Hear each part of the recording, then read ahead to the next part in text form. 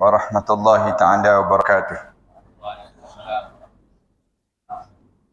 Alhamdulillahi rabbil alamin. Wassalatu wassalamu ala ashrafil anbiya'i wal mursalin wa ala alihi wa sahbihi ajma'in. Subhanaka la ilma lana illa ma 'allamtana innaka antal alimul hakim. Ya alim, 'allimna min ilmika kama tarda bihi 'anna.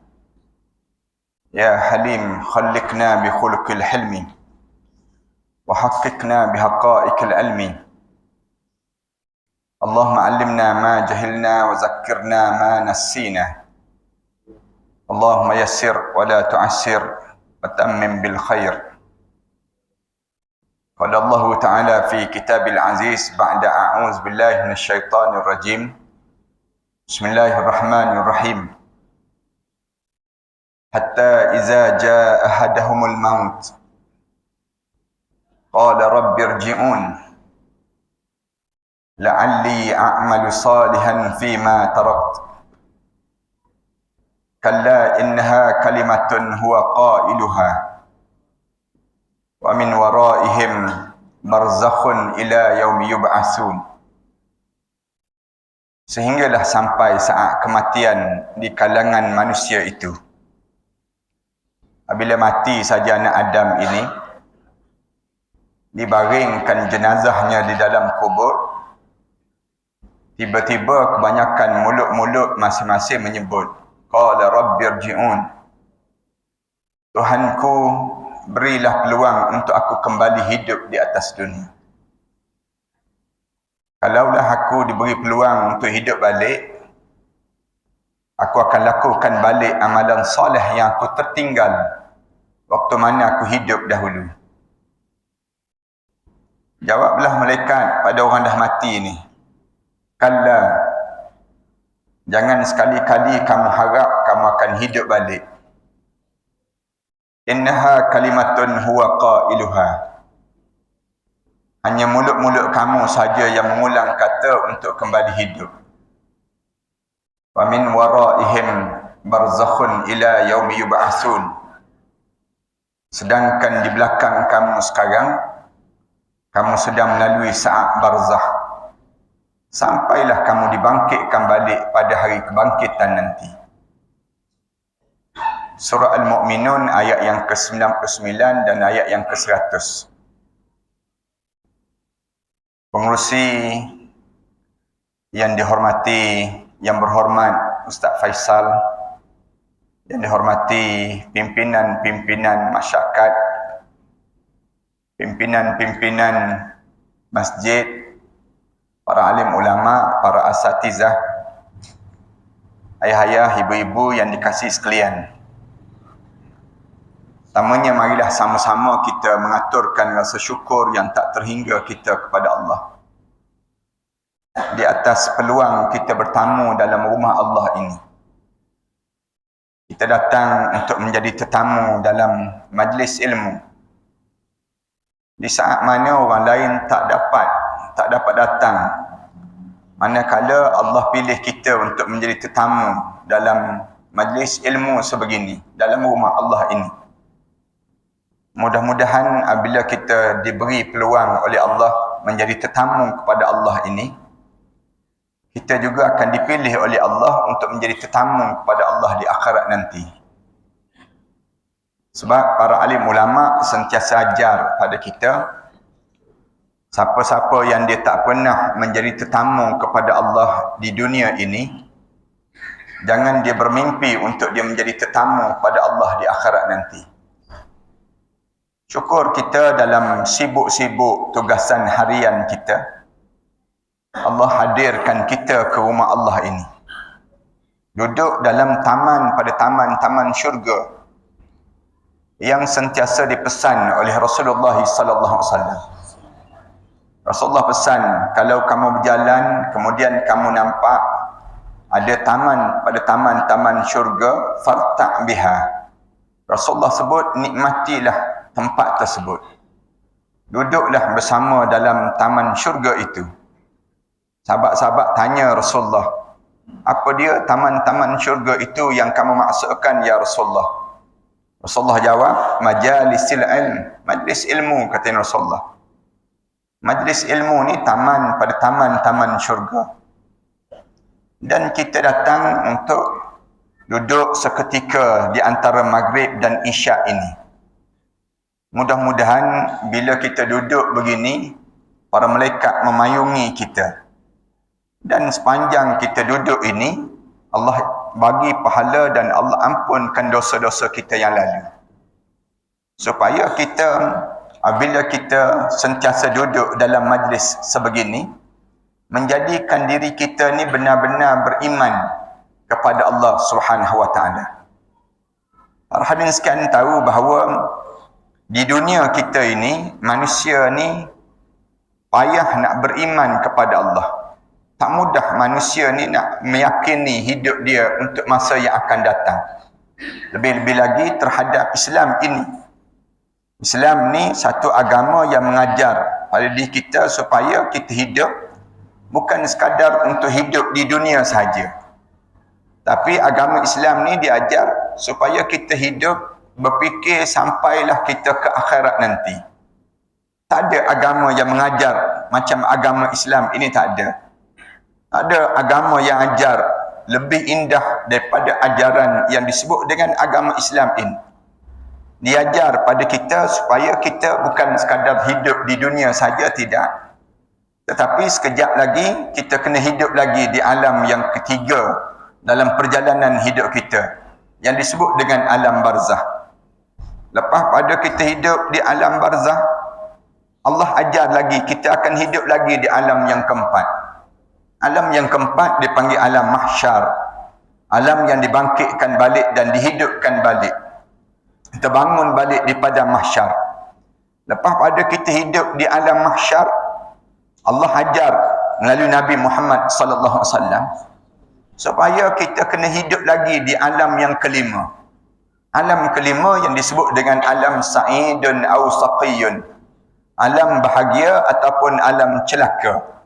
Alam syurga ataupun alam neraka. Bila sebut saja tentang syurga, Allah ajar pada kita ni, sebut saja syurga, khalidina fiha abada. Kekal terus dalam syurga sampai bila-bila.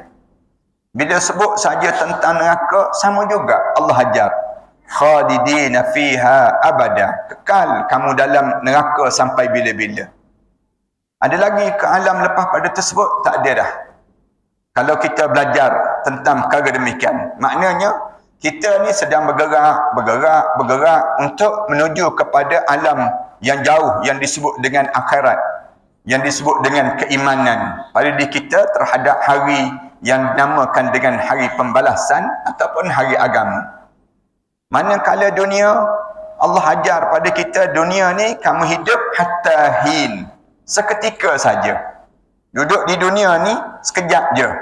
Berapa lama sekejap? Ada orang yang 60 tahun hingga 70 tahun masa dia hidup. Ada orang yang Allah panjangkan sikit, 80 tahun, 90 tahun dalam hidup dia. Setakat ni tak ada lagi yang sampai umur 150 tahun dalam hidup ini sendiri. Allah jadikan sekejap je. Beza dengan umat-umat terdahulu. Umat-umat terdahulu Allah jadikan panjang-panjang masa mereka hidup. Nabi Nuh AS sampai 950 tahun hidupnya. Kita baca dalam kitab Nabi-Nabi dahulu 1000 tahun lebih. Lama masa mereka hidup. Kalau kita baca dalam kitab Sabilul Irkar wal Idbar, disebut Nabi Ibrahim AS dia mula akil balik pada usia 120 tahun. 120 tahun baru mula akil balik. Tempat kita ni 120 tahun tinggal batu nisan datang negara. Nabi-nabi dahulu Allah jadikan panjang-panjang masa mereka hidup. Tetapi sampai pada umat Nabi Muhammad sallallahu alaihi wasallam, Allah ajar melalui Rasulullah, disebut terus, umat aku a'maru ummati baina 60 wa 70. Umur umat aku di antara 60 tahun hingga 70 tahun saja.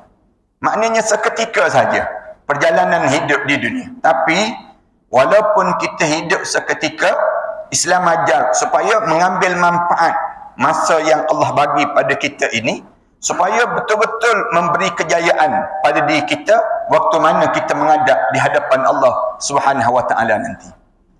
Tuan-tuan, ayat yang saya baca awal-awal tadi cerita tentang mengenai satu penyakit yang akan kena di kalangan kita. Penyakit yang kebanyakan orang, dan kita harap malam ni bila saya jelaskan ayat ni, saya harap tuan-tuan tak kena penyakit ni. Penyakit yang lebih bahaya daripada penyakit COVID. Penyakit yang lebih bahaya daripada segala-gala jenis penyakit. Penyakit apa yang kita kebanyakan orang kita kena? Dia orang Islam, bukan orang kafir yang kena ni. Penyakit menyesal tak sudah.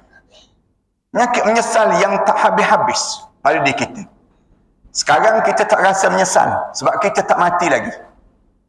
Tapi bila kebanyakan di kalangan kita akan kena satu penyakit ni. Penyakit yang disebut dengan menyesal.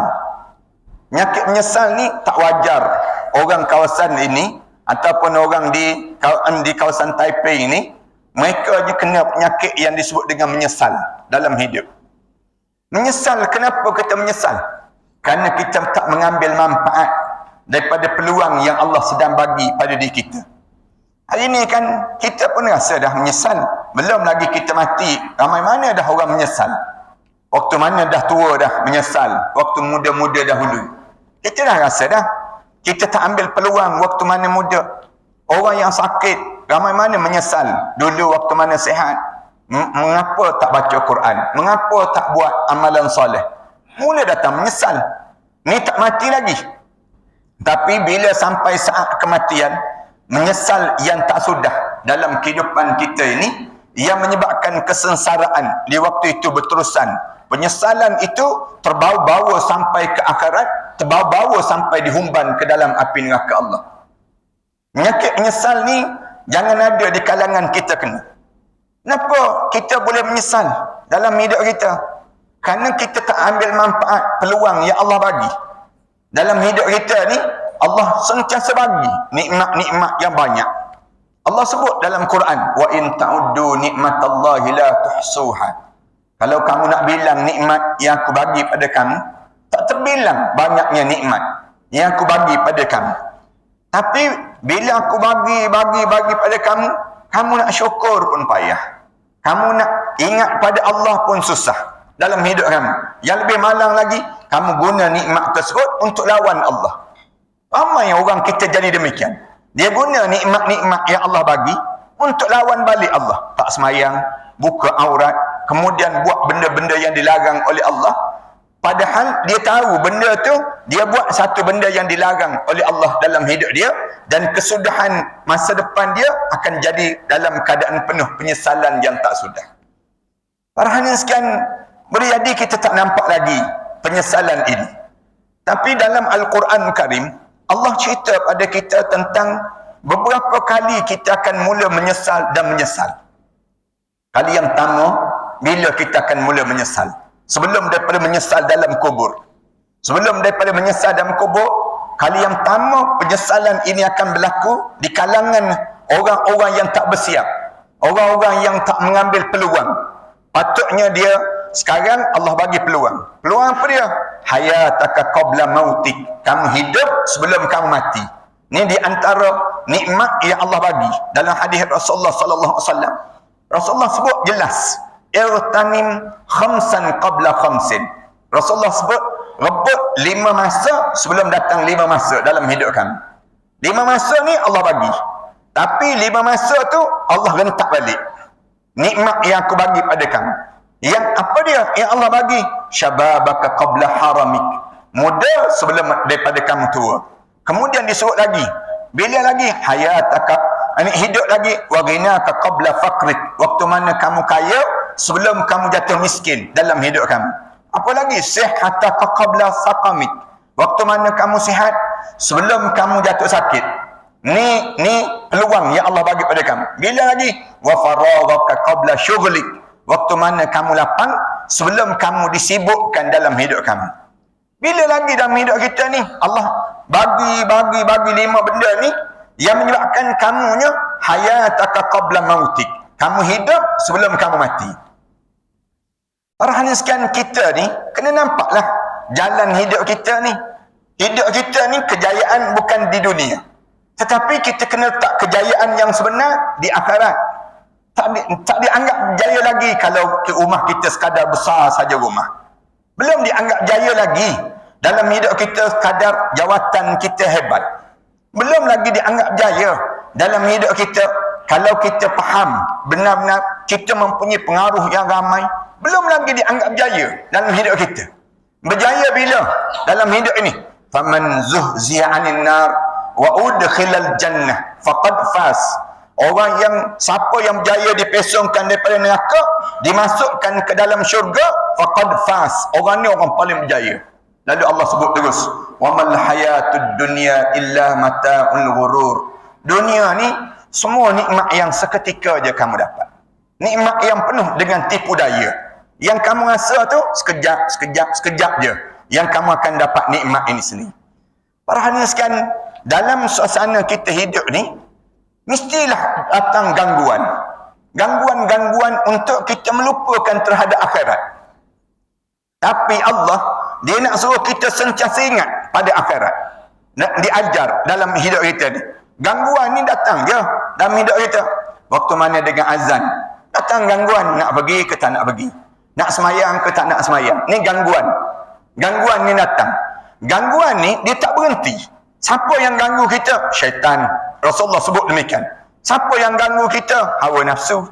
Siapa yang ganggu kita? Orang kafir. Siapa yang ganggu kita? Orang munafik. Ni semua ni gangguan-gangguan yang tak berhenti dalam hidup.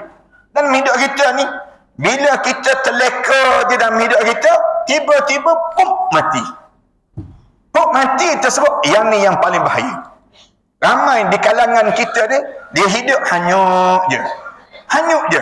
Dia kerana apa dia? Kerana dia dilekakan dengan dunia. Dilekakan dalam hidup. Hidup ni jadi seronok je dalam hidup dia.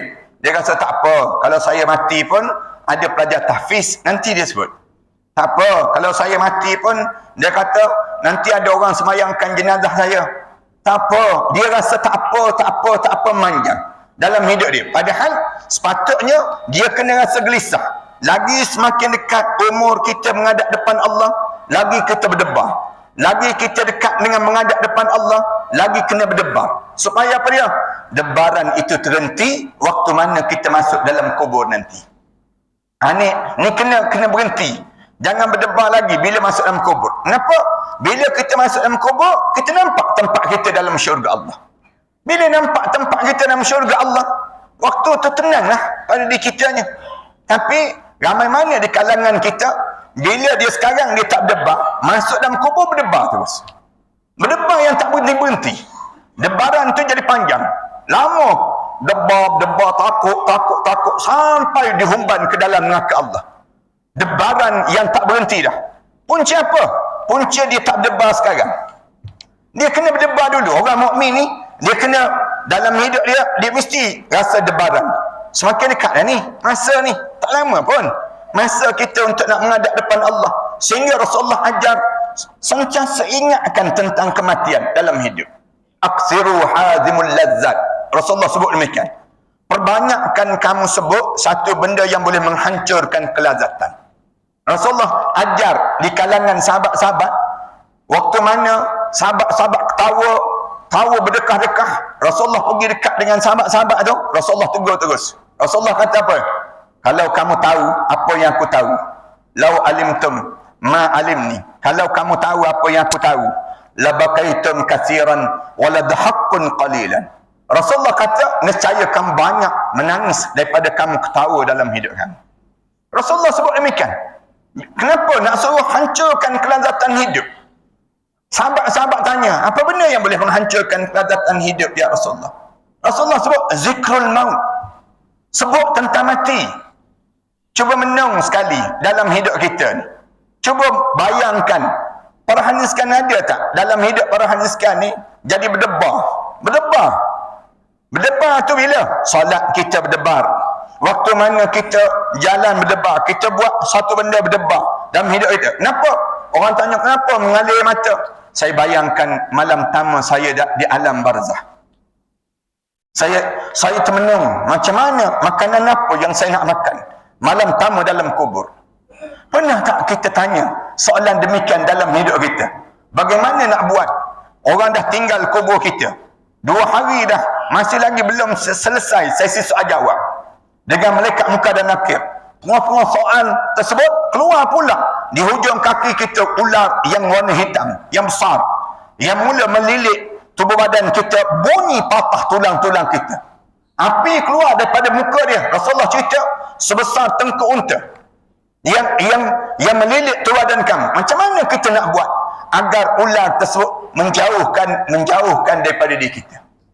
Pernah tak kita bayangkan dah sebulan dah kita dalam kubur, dah setahun dah dalam kubur, tak selesai lagi sesi soal jawab ini.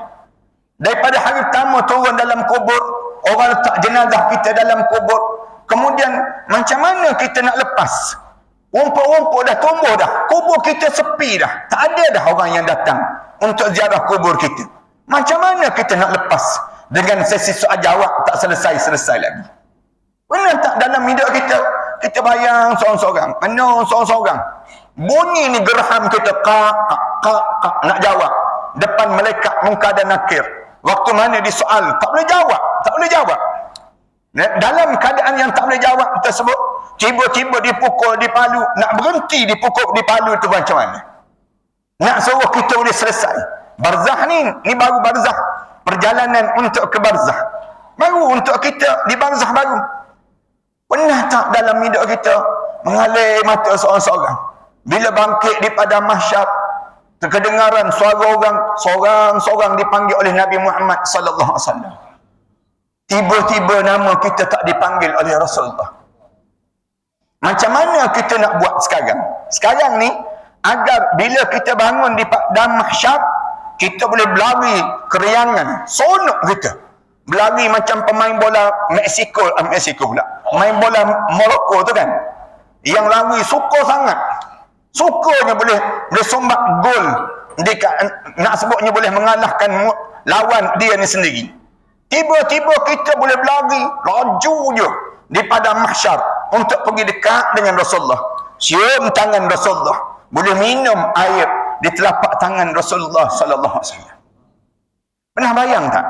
Waktu mana kita berdiri, tiba-tiba melayang suratan amalan di padang mahsyar. Agak-agak tangan kanan ke tangan kiri yang terangkat. Tiba-tiba tangan kanan tak terangkat. Tangan kiri je yang tiba-tiba terangkat. Agak-agak sekarang, kalau terangkat tangan kiri itu sekarang ni, kita berada atas dunia lagi ni, kita nak buat macam mana agar tangan kiri jatuh, tangan kanan terangkat? Ada tak dalam bayangan kepala kita demikian? Ataupun kita bayang apa dalam hidup kita tiap-tiap hari?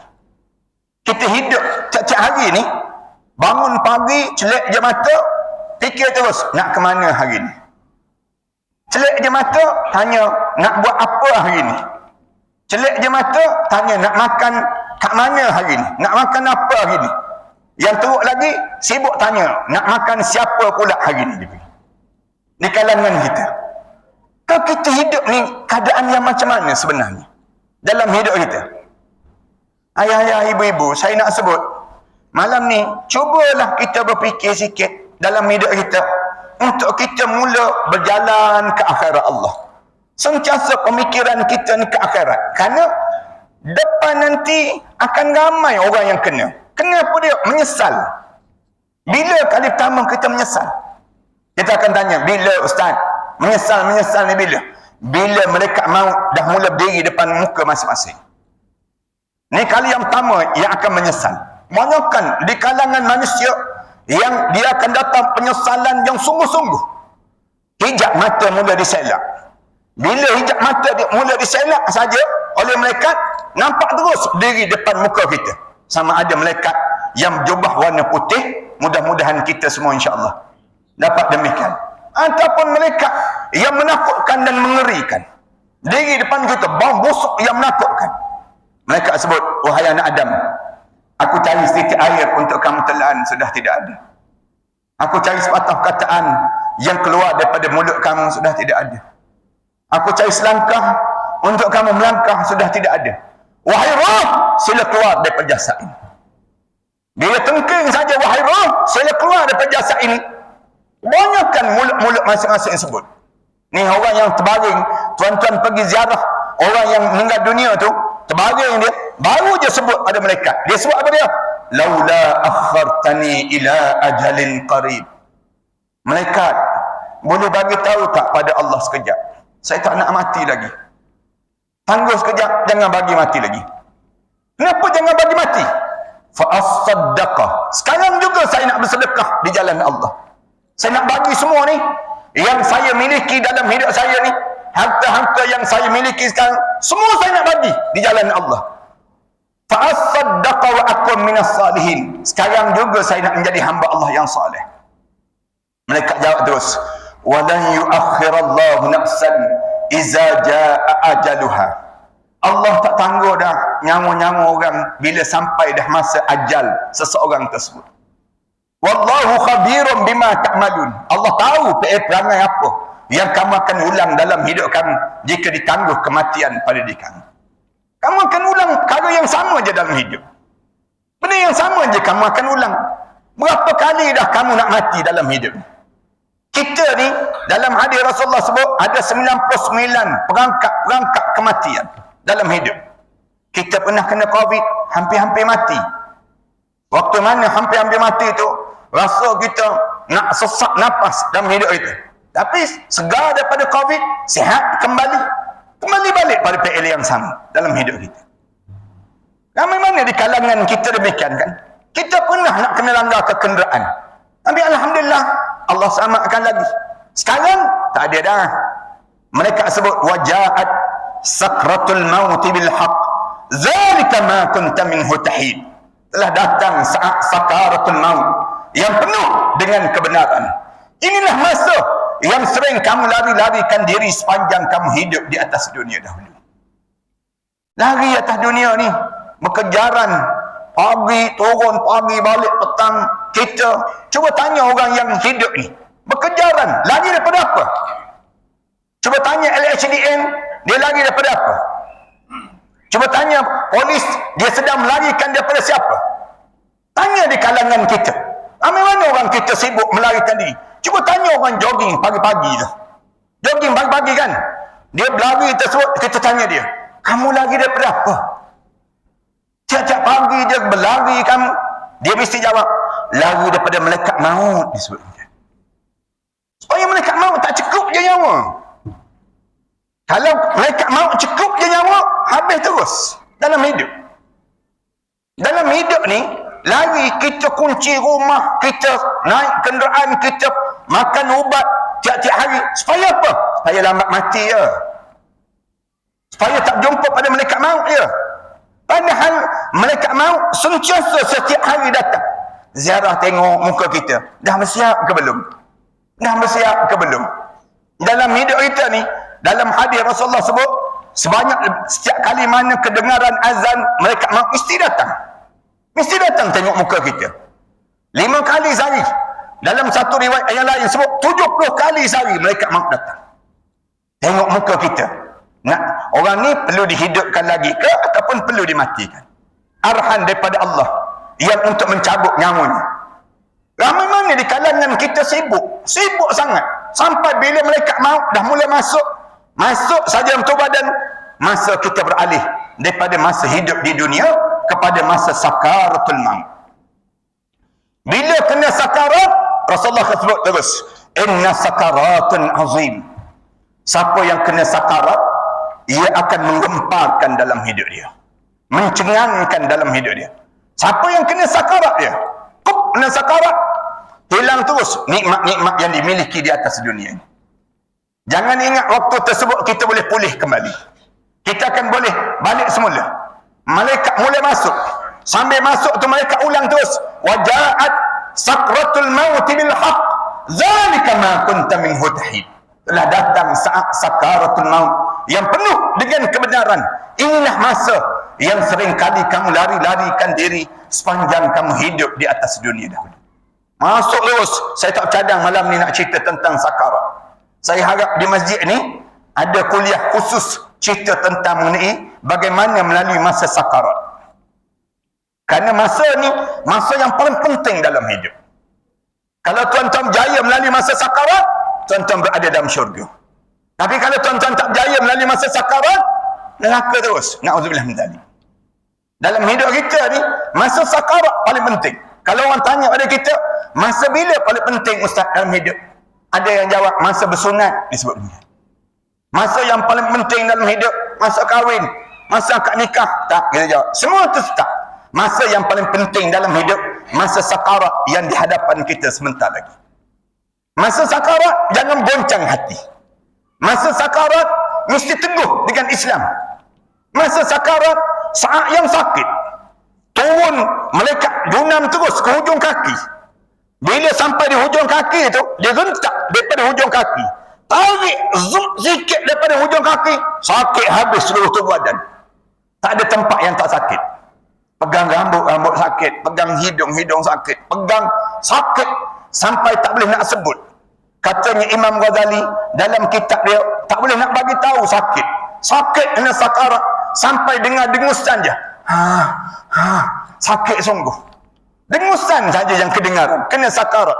Dia tanya Rasulullah, "Ya Rasulullah, bagaimana sakit sakarat ini ya Rasulullah?" Rasulullah sebut, bagaikan badan kami dicampak ke pohon yang berduri, melekat di pohon yang berduri, digentak turun ke bawah.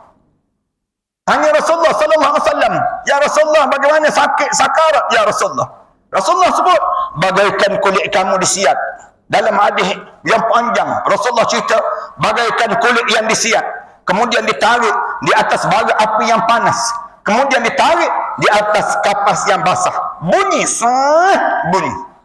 Sakit yang amat sangat. Bertanya lagi Rasulullah, "Ya Rasulullah, sahabat-sahabat seringkali duduk dengan Rasulullah tanya, macam mana melalui sakarat itu ya Rasulullah? Bagaimana sakit saat itu?" Rasulullah kata, orang mukmin di kalangan umat aku yang paling ringan kesakitan sakarat. Rasulullah kata, bagaikan tengkuk dia dilibas dengan 300 libasan mata pedang. Rasulullah sallallahu alaihi wasallam sebut demikian. Baca tuan-tuan. Tuan-tuan datang dengan kuliah. Datang baca kitab yang dikarang oleh Imam Jalaluddin As-Suyuti, Al-Budurus Safirah fi Ahwalul Akhirah. Tuan-tuan belajar daripada kitab yang dikarang oleh Imam Qurtubi, yang dikarang oleh Ziarah ke Alam Barzakh. Banyak kitab-kitab yang cerita tentang ini. Suasana melalui sakarat. Tarik daripada hujung kaki sakit.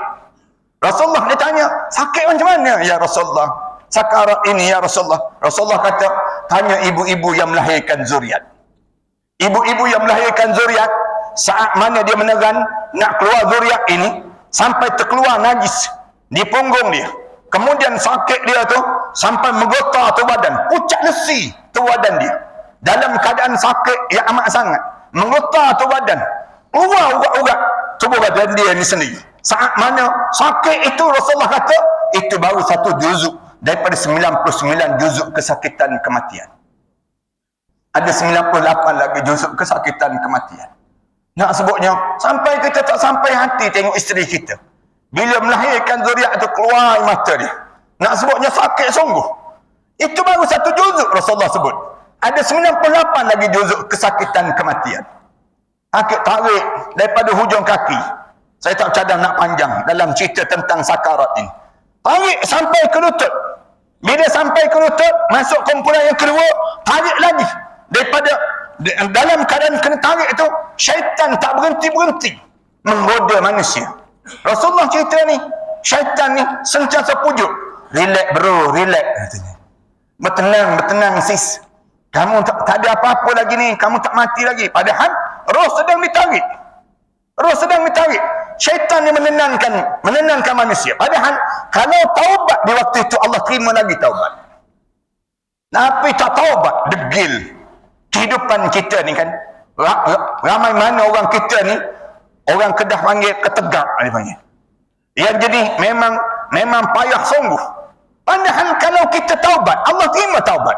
Roh di hujung kaki, mereka sedang tarik. Boleh pun kita nak taubat. Tak. Dia biarkan juga sampai ke lutut. Masuk kumpulan yang kedua, tarik lagi sampai ke pusat. tarik sampai di pusat ni, sejuk di pusat masing-masing. Tiba-tiba mereka lepas. Kumpulan yang kedua ni lepas. Ni tuan-tuan ingat ya, perangkap waktu mana kematian berlaku. Sakarat yang berlaku, kebanyakan orang kena perangkap ini. Bila mereka lepas, roh ni turun balik. Bila roh turun balik, syaitan sebut, kan aku dah katakan, tak mati kan? Tak mati. Kamu rasa sendiri kan? Roh ni turun kan? Roh sedang balik semula. Kamu hidup, kamu hidup. Kamu panjang lagi umur, kamu panjang lagi umur.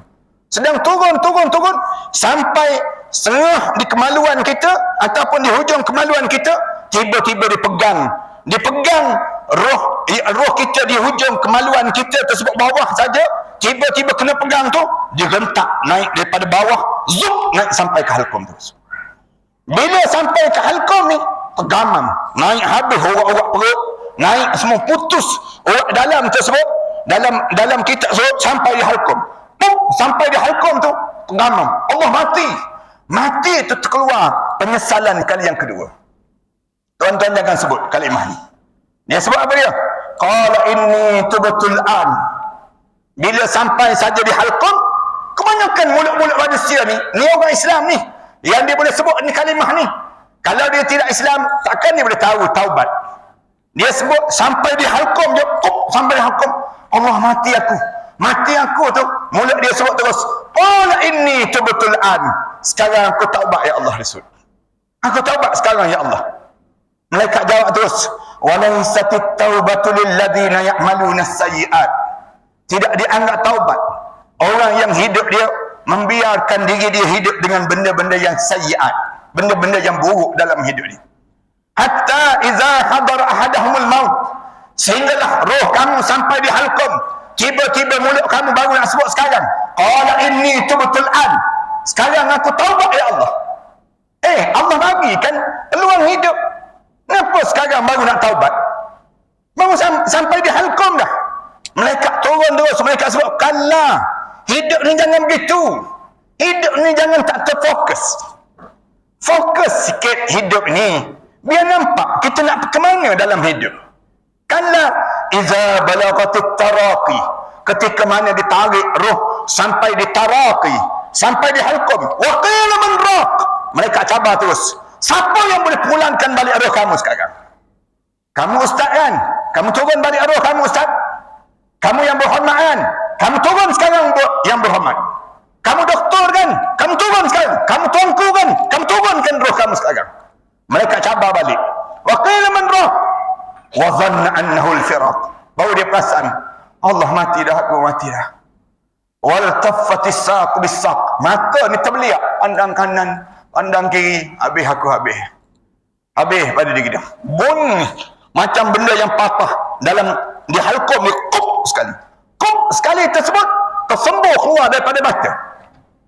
Rasulullah sebut bau busuk yang amat sangat. Nauzubillah min zalik.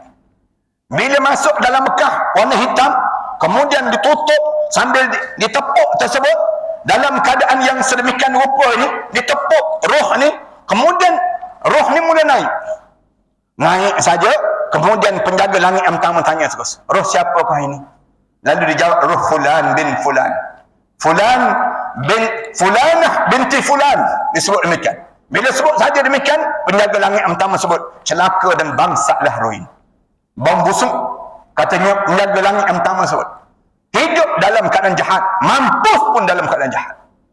Kemudian kedengaran di arasy Allah sebut, tentukan dia dalam neraka sijin. Na'udzubillah. Bila sebut neraka sijin, junam terus turun, berdiri di hujung kepala masing-masing. Nampak terus siapa yang datang nak mandikan jenazah kita, siapa yang usung jenazah kita. Rasa terus orang angkat jenazah kita. Kita sebut perlahan-perlahan, sakit mati tadi belum habis lagi. Nak mula hidup terus di alam yang ketiga, alam barzah. Hidup terus di alam tersebut. Nampak orang mandi, kita boleh kira berapa orang yang datang nak solat jenazah kita. Kita boleh nampak siapa yang mengkapankan jenazah kita. Kita sibuk bagi tahu kepada orang, cepatlah saya nak pergi ke kubur ni, saya tak sabar ni, hantar saya ke tempat asal kejadian saya. Nak sebutnya demikian, diulang, orang usung jenazah dia, bawa sampai ke kubur, bila sampai saja di kubur, letak aja jenazah dia di kubur ni, letak aja dekat dengan kubur tu, berdiri dah dua orang malaikat muka dan nakir di hujung kaki dia, warna hitam kebiru-biruan. Sekejap je perjalanan hidup tuan-tuan, sekejap je, angkat aja jenazah dia, nak turunkan dalam liang lahat, pom terus. Kali yang pertama kena himpitan kubur, ad-darat. Darat ya, darat maksudnya himpitan kubur, bukan azab kubur. Ad-darat, Rasulullah sebut tak ada seorang pun di kalangan umat aku yang boleh terlepas daripada himpitan kubur. Kalau ada orang yang boleh terlepas daripada himpitan kubur, nescaya Sa'ad bin Mu'az lah orang yang pertama yang boleh terlepas daripada himpitan kubur. Sa'ad bin Mu'az pun tak terlepas. Padahal Sa'ad bin Mu'az ni, waktu mana dia gugur syahid, bergegar arasy Allah, menangis para malaikat Allah. Jenazah dia diusung, waktu mana diusung diiringi seramai 70,000 para malaikat Allah. Sa'ad bin Mu'az, waktu mana diturun saja dalam liang lahat depan Rasulullah, Rasulullah sebut Allahu Akbar. Rasulullah sebut Allahu Akbar. Lalu sahabat-sahabat tanya, kenapa Rasulullah? Dia kena himpitan kubur. Kena sekali, pang sekali. Himpitan kubur Sa'ad bin Mu'az disebut dalam riwayat yang cerita demikian, kena sekali pom tu menjadi halus selai rambut batin Rasulullah. Sa'ad bin Mu'az radhiyallahu anhu kemudian kembang balik jenazah Sa'ad bin Mu'az. Rasulullah sebut demikian. Dia tanya pada Rasulullah, kenapa Sa'ad bin Mu'az kena himpitan kubur ya Rasulullah? Rasulullah jawab, kerana tak bersih air kencingnya. Bila tanya pada keluarga Sa'ad bin Mu'az, kenapa Sa'ad bin Mu'az kena himpitan kubur? Tak bersih air kencingnya. Sahabat-sahabat tanya, macam mana tak bersih air kencing dia, Sa'ad bin Mu'az? Lalu dia jawab, pernah satu ketika Sa'ad bin Mu'az pulang daripada permusafiran. Bila dia pulang daripada permusafiran, dia nak terkencing sangat, dia kencing sambil berdiri. Dia kencing sambil berdiri. Boleh jadi kerana itulah yang menyebabkan dia kena himpitan kubur. Sekali dalam hidup dia kena kencing sambil berdiri. Itu je, sekali je nak sebut Allahu Akbar. Kita berapa kali dah kencing sambil berdiri?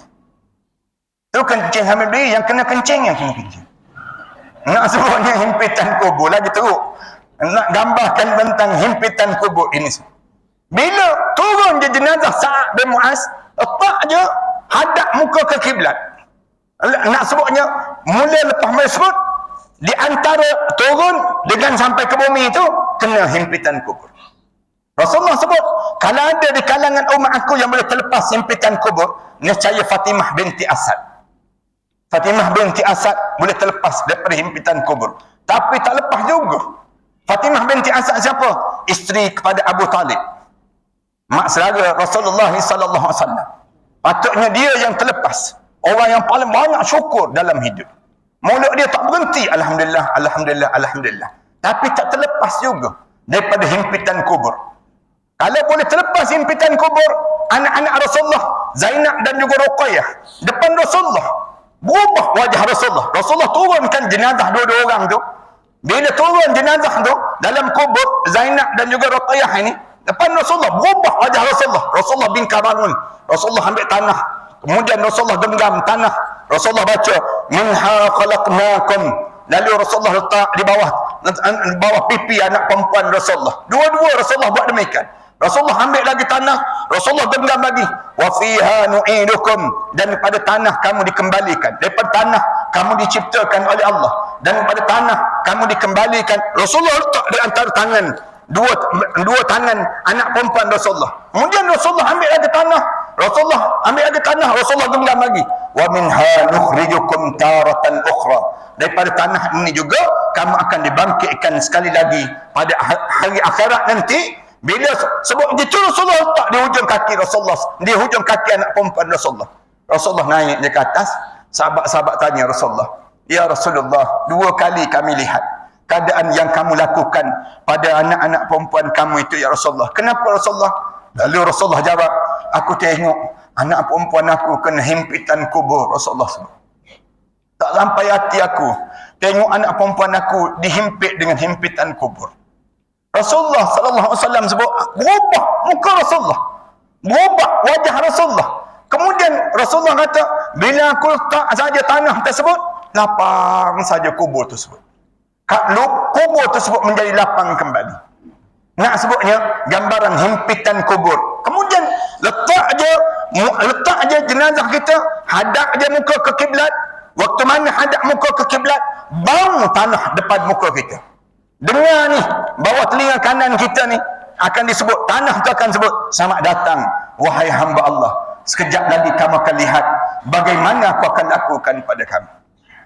Dengar je suara tersebut, kita nampak ujung kaki kita berdiri dua orang Malaikat Munkar dan Nakir. Orang tutup je lihat lahat kita, kemudian bunyi tanah-tanah yang turun. Tum.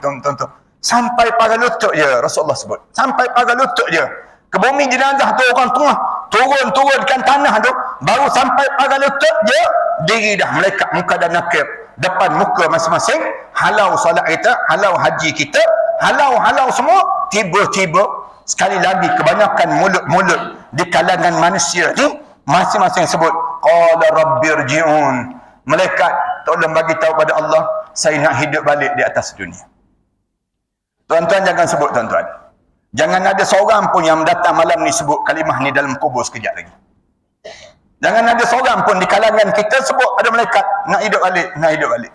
Kerana Rasulullah sebut, orang mukmin bila kena sesi soal jawab, dia tanya, ma rabbuka, wa ma nabiyuka, wa ma dinuka, wa ma kiblatuka, wa ma. Ditanya saja, orang mukmin jawab, Allahu Rabbi, Muhammad Nabi, Kaabah kiblati, sebut al-Islami dini. Jawab. Lapang terus kubur. Lapang terus. Kemudian berubah kubur menjadi warna hijau yang cantik. Tumbuh rumput-rumput yang warna hijau. Bauan wangi semerbak. Bau kubur dia. Kemudian selesai saja, angkat, malaikat pegang jenazah dia, sandar tepi dinding dalam kubur sebut, melurut kain kapan ni turun. Kain kapan turun saja, malaikat tanya pada dia, wahai hamba Allah. Allah suruh tanya kamu, nak hidup balik tak? Nak hidup balik tak? Orang mukmin tak ada seorang pun jawab, ya saya nak hidup balik. Semua jawab, tak nak. Tak nak dah hidup. Kenapa tak nak hidup? Sakit sakaratul maut terbawa sampai dalam kubur. Kenapa tak nak hidup? Nampak tempat dalam syurga Allah. Kenapa tak nak hidup? Penat. Hidup dia dunia memenatkan. Tak ada benda yang tak penat hidup atas dunia. Kita dalam hidup kita ni semua penat kan? Sembahyang penat, puasa penat, zakat penat, haji penat. Ni dengar ceramah ni pun penat ni. Kau berapalah ustaz ni nak habis. Lalu pula tabung derma lagi penat. Nak sebutnya penatnya hidup di atas dunia. Orang mukmin tak ada seorang pun yang sebut dia nak hidup balik. Tak ada yang sebut nak hidup, kecuali orang mati syahid. Orang mati syahid, Rasulullah kata, bila mereka tanya dia, nak hidup balik? Nak. Kenapa nak hidup balik? Tak sakit. Tak rasa sakarat. Sakarat ni tak ada pada orang mati syahid. Allah jadikan dia korbankan nyawa dia untuk Islam. Bila dia berjuang untuk Islam, dia gunakan seluruh tenaga dia, masa dia, harta benda dia dan nyawa dia untuk Islam. Dia gunakan. Lalu dia gugur syahid. Bila dia gugur syahid, saat peluru menembusi jasad dia, saat kepala dia terpenggal daripada badan dia, tak terasa sikit pun pada diri dia. Tak terasa. Bila tanya, kenapa kamu nak hidup balik? Nak mati lagi. Berjuang lagi di jalan Allah. Tak berhenti orang mati syahid ini sendiri. Tapi orang mukmin bila tanya nak hidup balik, tak nak. Semua jawab tak nak. Tak ada seorang pun arwah ayah kita, arwah datuk nenek moyang kita yang meninggal dunia, tak ada seorang pun sebut dia nak hidup balik. Tiba-tiba ada mulut yang sebut saya nak hidup balik. Dia sebut qala rabbirji'un. Malaikat, saya nak hidup balik. Dia bukan daripada kata-kata Rasulullah. Allah sendiri cerita. Allah sendiri sebut dalam surah Al-Mu'minun. Dia nak hidup balik. Kenapa nak hidup balik? La'alli a'malu salihan fi ma tarak. Kalau saya boleh hidup balik, saya nak buat balik amalan soleh yang saya tertinggal waktu mana saya hidup. Malaikat jawab terus, kalla, jangan harap kamu boleh hidup balik. Innaha kalimatun huwa qailuha. Mulut dia sebut kata nak hidup. Wa min waraihim barzakhun ila yaum yub'atsun. Sedangkan di belakang kamu sekarang, kamu sedang melalui saat barzakh sampai kamu dibangkitkan balik di akhirat nanti.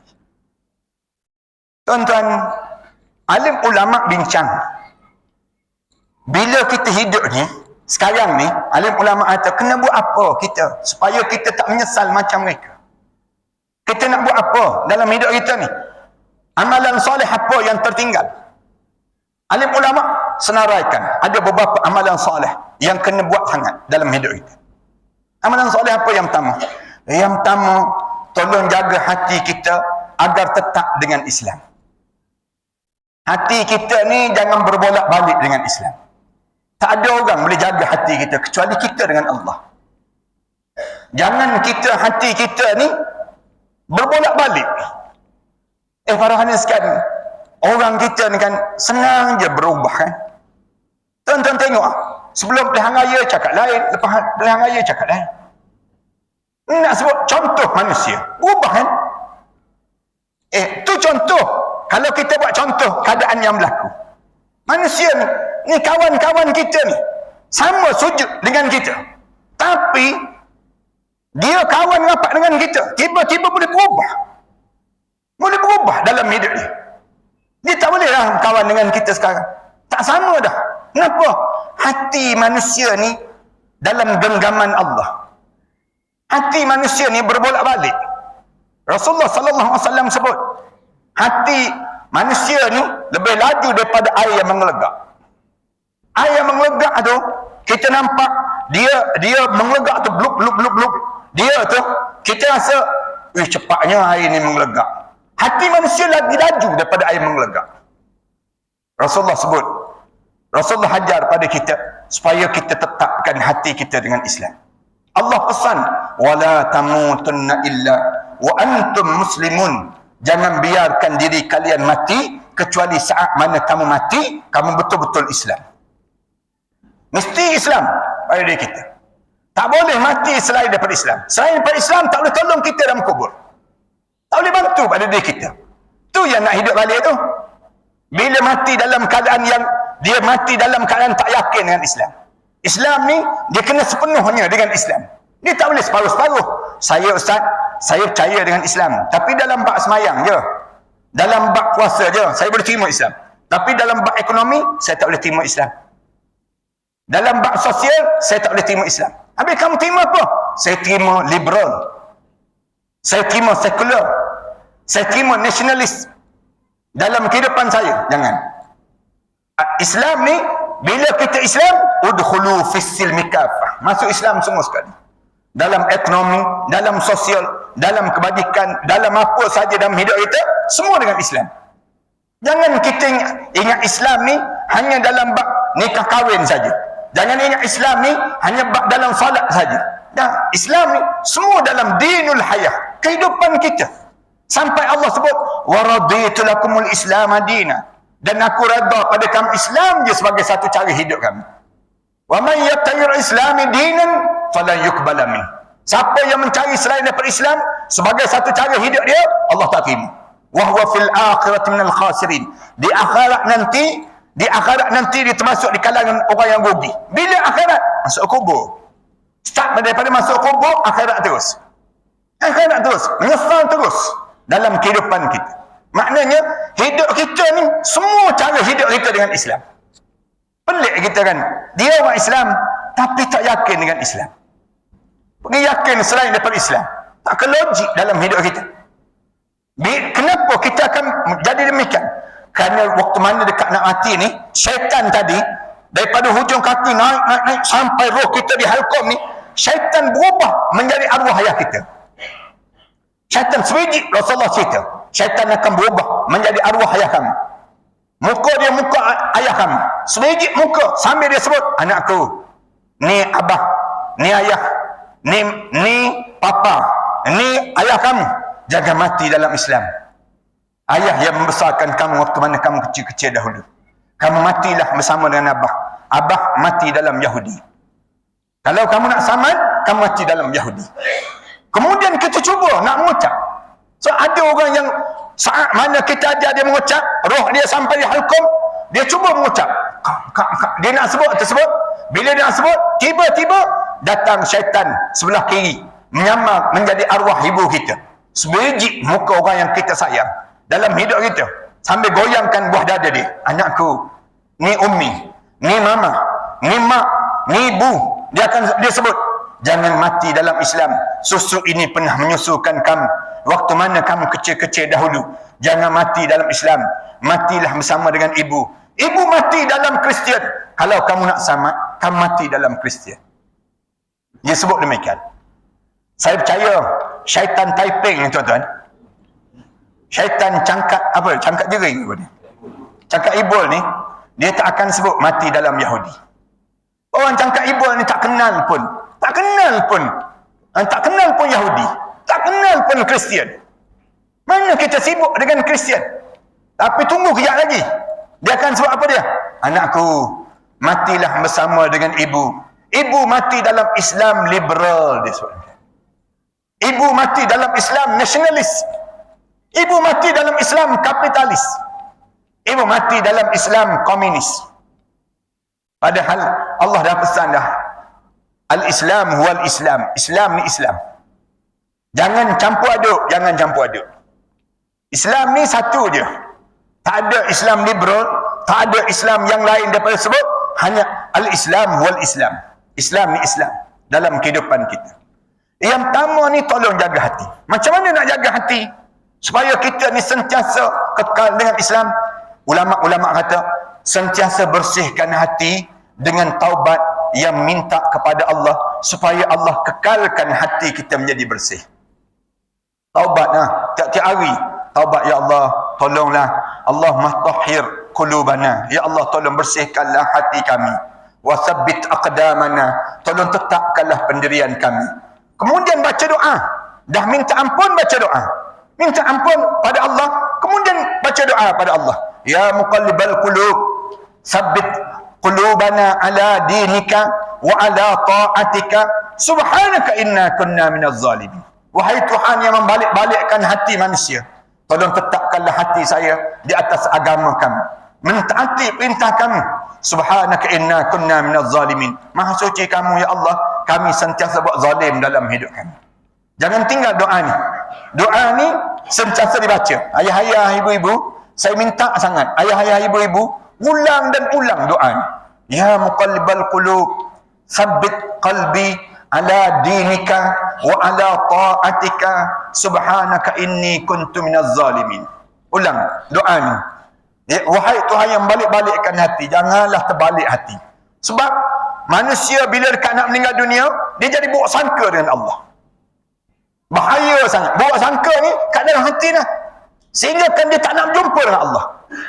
Rasulullah sebut, Allah sebut dalam hadis kursi, man ahabba liqa Allah. Dalam hadis kursi yang lain disebut, siapa-siapa yang suka untuk berjumpa dengan Allah, ahabballahu liqa'ah, Allah suka untuk berjumpa dengan dia. Wa man kariha liqa Allah, karihallahu liqa'ah. Siapa yang benci untuk berjumpa dengan Allah, Allah pun turut benci untuk berjumpa dengan dia. Allah tak suka pun nak berjumpa dengan dia. Biar kita saat mana kita nak dekat menghadap depan Allah, hati kita ni sentiasa syukur.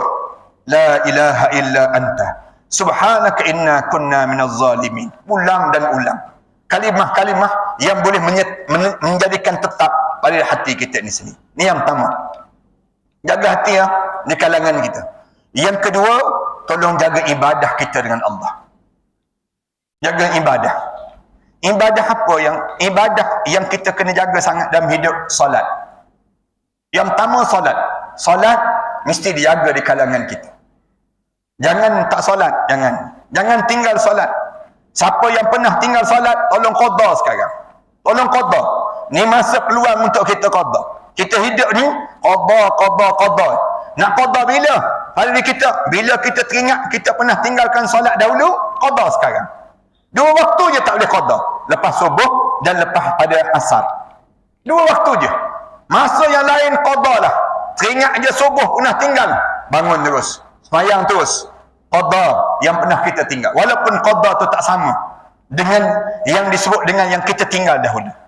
Ataupun taubat, minta ampun pada Allah. Ya Allah, dulu saya banyak tinggal solat. Saya berazam, ya Allah, saya tak akan tinggal lagi solat dalam hidup. Solat ni simbol kejayaan orang mukmin. Kalau tuan-tuan nak tahu berjaya tak berjaya anak menantu kita, tengok pada solat mereka. Kalau mereka boleh jaga solat, tanda mereka berjaya. Kalau mereka tak boleh jaga solat, tanda mereka tak berjaya. Tak usah banggalah kereta mewah macam mana pun. Tak usah ceritalah rumah besar bagaimanapun. Dia cerita pada kita dia naik pangkat. Dia cerita pada kita dia dapat bonus yang banyak. Dia cerita pada kita dia dapat kejayaan itu, kejayaan ini. Kita tanya dia, kamu jaga tak solat? Dia jawab, tak. Solat tak. Out terus. Kamu tak dianggap berjaya. Kamu tak usah cerita dah dalam hidup ni. Orang yang tak solat, habis terus dalam hidup dia. Gagal dalam hidup. Kenapa? Solat ni miftahul jannah. Anak kunci pada syurga. Kalau kamu tak jaga anak kunci, macam mana kamu nak masuk syurga? Dalam hidup kita. Bila masuk dalam kubur, mulalah meraung. Dalam kubur, nak hidup balik, nak hidup balik. Punca apa? Tak jaga solat. Solat ya, saya sentiasa sebut, solat 5 waktu ni mula akal balik. Jaga betul-betul. Sampai usia 40 tahun, jaga solat berjemaah. Dah usia 40 tahun dah, jaga solat berjemaah. Bila kita dah usia 60 tahun, jaga solat tahajud malam. Tiap-tiap malam, bangun tahajud. Jangan tertinggal daripada bangun tahajud tiap-tiap malam. Siapa yang ibu-ibu, ayah-ayah yang usia 60 tahun, tiap-tiap malam bangun tahajud. Tidur awal sikit. Jangan sibuk nak tengok bola lagi. Jangan, kita sibuk diri kita dulu ni. Tak selesai lagi diri kita. Tidur awal, bangun pukul 2 pagi. Salat. Kemudian tidur balik. Semayang 13 rakaat. Salat sambil duduk pun boleh. Kalau susah sangat, baring terus. Nak sebutnya, salat tahajud. Malam-malam bangun 13 rakaat. Kemudian tidur balik. Kemudian subuh, bangun balik. Itu cara yang dibuat oleh Rasulullah. Bangun datang awal ke masjid. Berebut sahf yang pertama. Sahf yang pertama ni milik orang yang berusia 60 tahun ke atas dia. Berebut sahf yang pertama. Kelebihan dia besar sangat di antara sahf yang pertama dengan sahf yang kedua. Sahf yang ketiga dan sebagainya. Ni tempat orang yang usia 60 tahun ke atas. Datang masjid je, jangan sibuk nak cari dinding-dinding, tiang-tiang lagi. Datang masjid, berebut ni sahf yang pertama. Ni peluang dalam hidup kita. Bila kita dah dapat sahf yang pertama, kita baca Quran. Duduk baca Quran sampai subuh.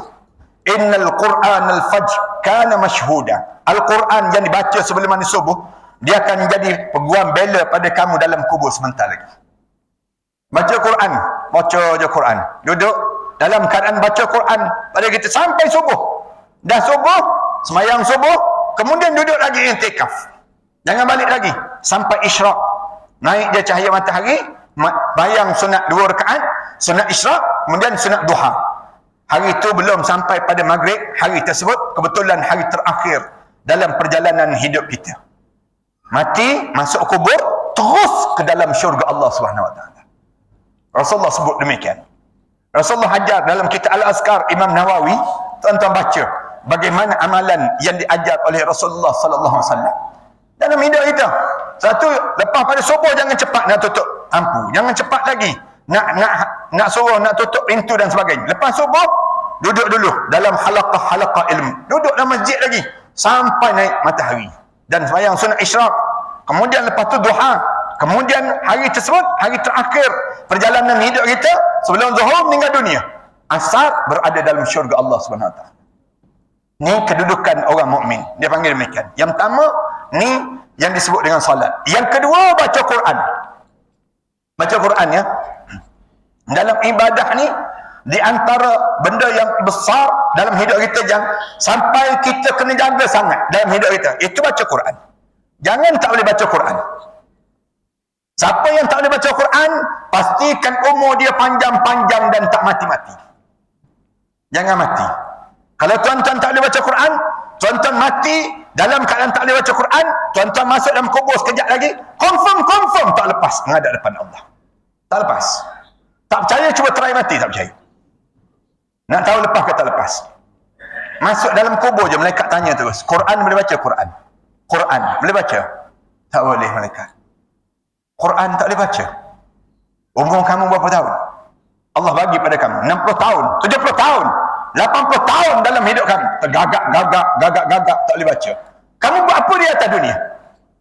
Kamu buat apa atas dunia? Tak boleh baca Quran. Quran tak boleh baca? Tak boleh. Tak boleh malaikat. WhatsApp boleh.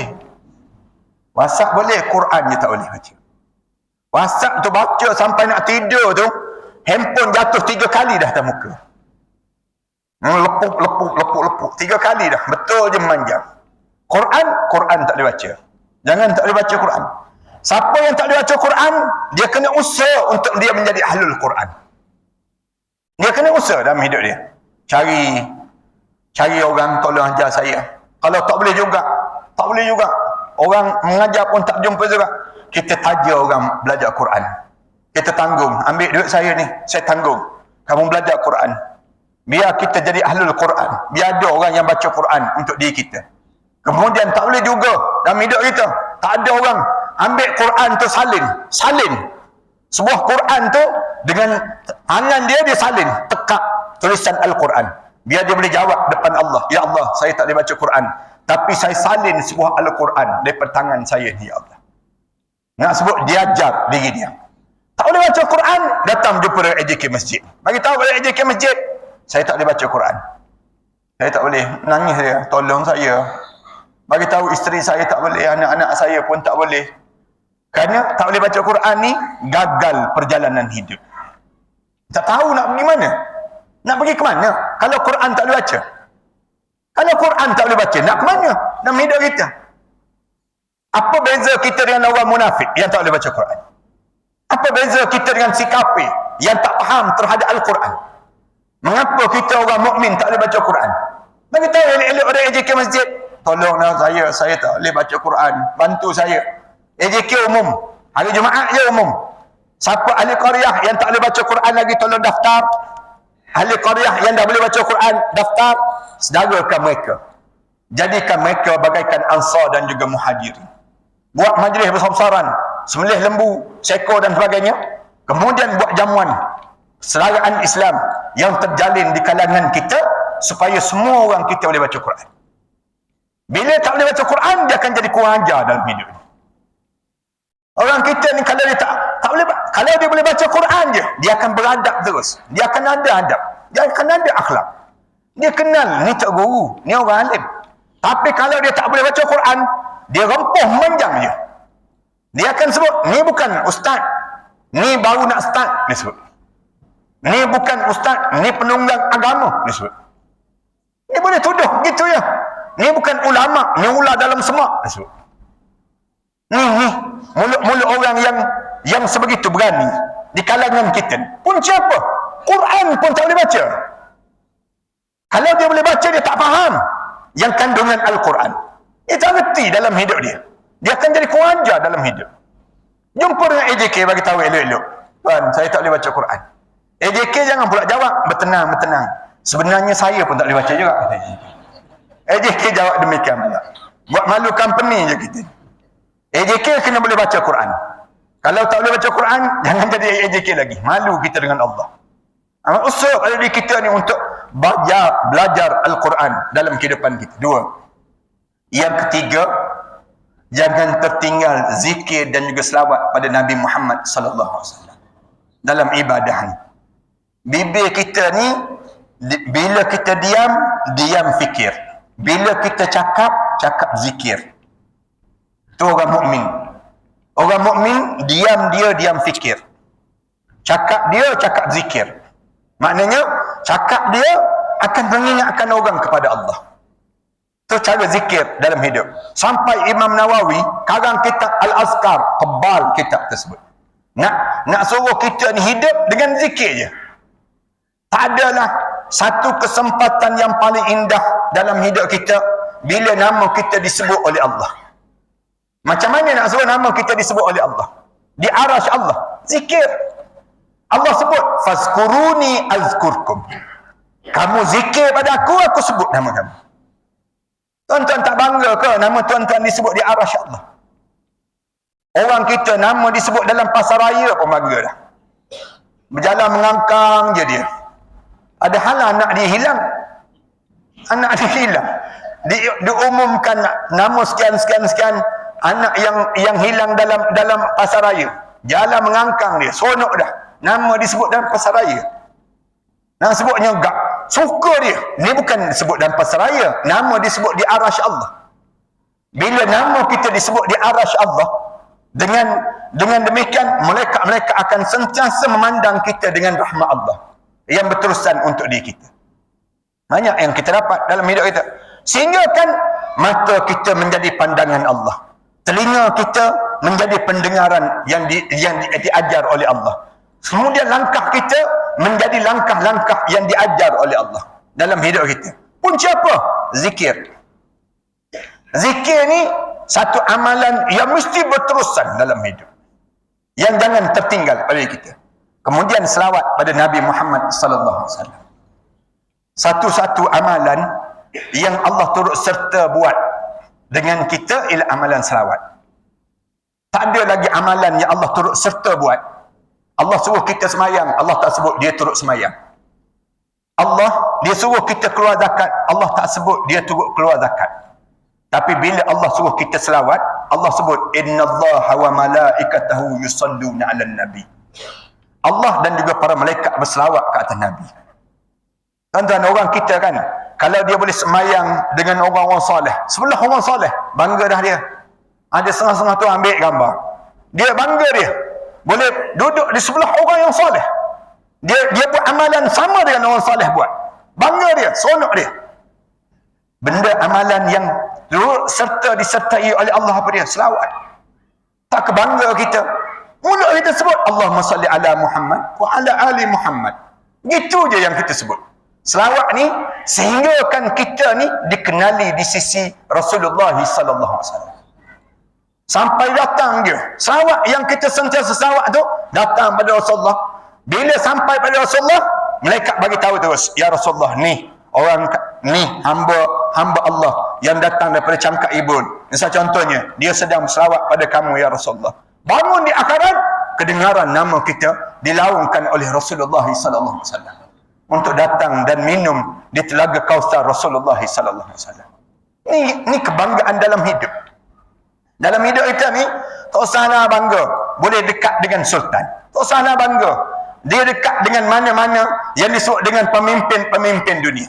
Berbanggalah kita dekat dengan Allah dan dekat dengan Rasulullah sallallahu alaihi wasallam. Macam mana nak bangga kita untuk diperkenalkan diri kita pada Allah? Zikir. Macam mana kita nak perkenalkan diri kita pada Rasulullah? Dengan selawat. Selawat memperkenalkan kita kepada Rasulullah sallallahu alaihi wasallam. Yang keempat, ni amalan yang kena jaga sangat supaya tak menyesal. Tolong alihkan semua aset-aset yang kita ada atas dunia ini ke akhirat Allah sebelum kita mati masuk dalam kubur seorang-seorang. Ingat ya? Ni amalan yang keempat. Mulai sekarang jangan simpan lagi harta-harta yang kita miliki di dunia ini. Di dunia ini kita tinggalkan di dunia, jangan. Tapi semua harta yang kita dapat, yang kita ada, sekarang tolong hantar ke akhirat. Macam mana nak hantar ke akhirat? Sedekah, wakaf, zakat, haji, zakat, kemudian hibah dalam hidup kita. Ni di antara cara untuk kita hantar harta benda kita ke akhirat Allah. Macam kita pergi ke Mekah, beli barang banyak-banyak, tak boleh bawa naik atas kapal terbang. Nak buat macam mana? Post ke Malaysia. Post ke Malaysia. Kadang-kadang tasbih dah sampai, jubah dah sampai, air zam-zam dah sampai, tuan kat Mekah lagi. Sama juga dengan kita. Harta kita, rumah kita mesti ada di akhirat Allah. Kereta kita mesti ada di akhirat Allah. Makanan kita mesti ada. Malam tamu dalam kubur, dah rangka dah, siap dah jadual. Siap dah nak makan apa? Makanan yang pertama dalam kubur nanti. Nak pakai bagaimana? Bila kita menghadap depan Allah nanti. Dah siap dah. Daripada mana? Amalan yang kita hantar ke akhirat sekarang. Panggil anak-anak kita balik. Panggil anak-anak kita. Sebut ada anak-anak kita. Abah dah umur 60 tahun. Dekat dengan 70 tahun dah. Mak kamu pun sama juga. Bagi tahu pada anak-anak kita. Abah nak pesan pada kamu semua. Sebut pada anak-anak kita. Harta-harta ni Abah dah agih. Bagi-bagi. Hibah terus. Bagi pada anak kita bahagian-bahagian masing-masing. Bagi terus. Adapun rumah ni, jangan siapa ambil.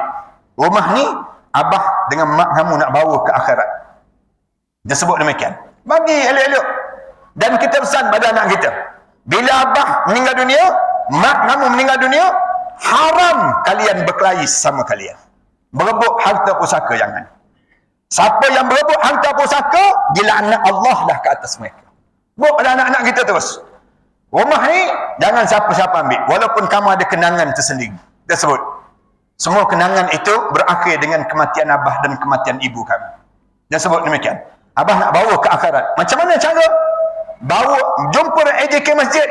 Bagi tahu pada AJK masjid, saya meninggal dunia, isteri saya meninggal dunia, rumah tu saya wakaf untuk masjid. Rumah tu saya wakaf dengan tanah-tanah, dengan kereta-kereta, dengan segala benda untuk masjid. Masjid, bila meninggal dunia, kita masuk dalam kubur, kita jumpa balik rumah tersebut. Jumpa lagi cantik daripada rumah yang kita ada atas dunia. Tak percaya, cuba try mati sekali kita. Nak tahu jumpa. AJK masjid pula, bila dapat je rumah tersebut, umum pada ahli qaryah. Umum pada ahli qaryah. Tak, kita ada tanah wakaf yang telah diberi, rumah wakaf yang telah diwakafkan untuk masjid. Masjid tak nak buat masjid di situ. Tapi nak buat macam mana?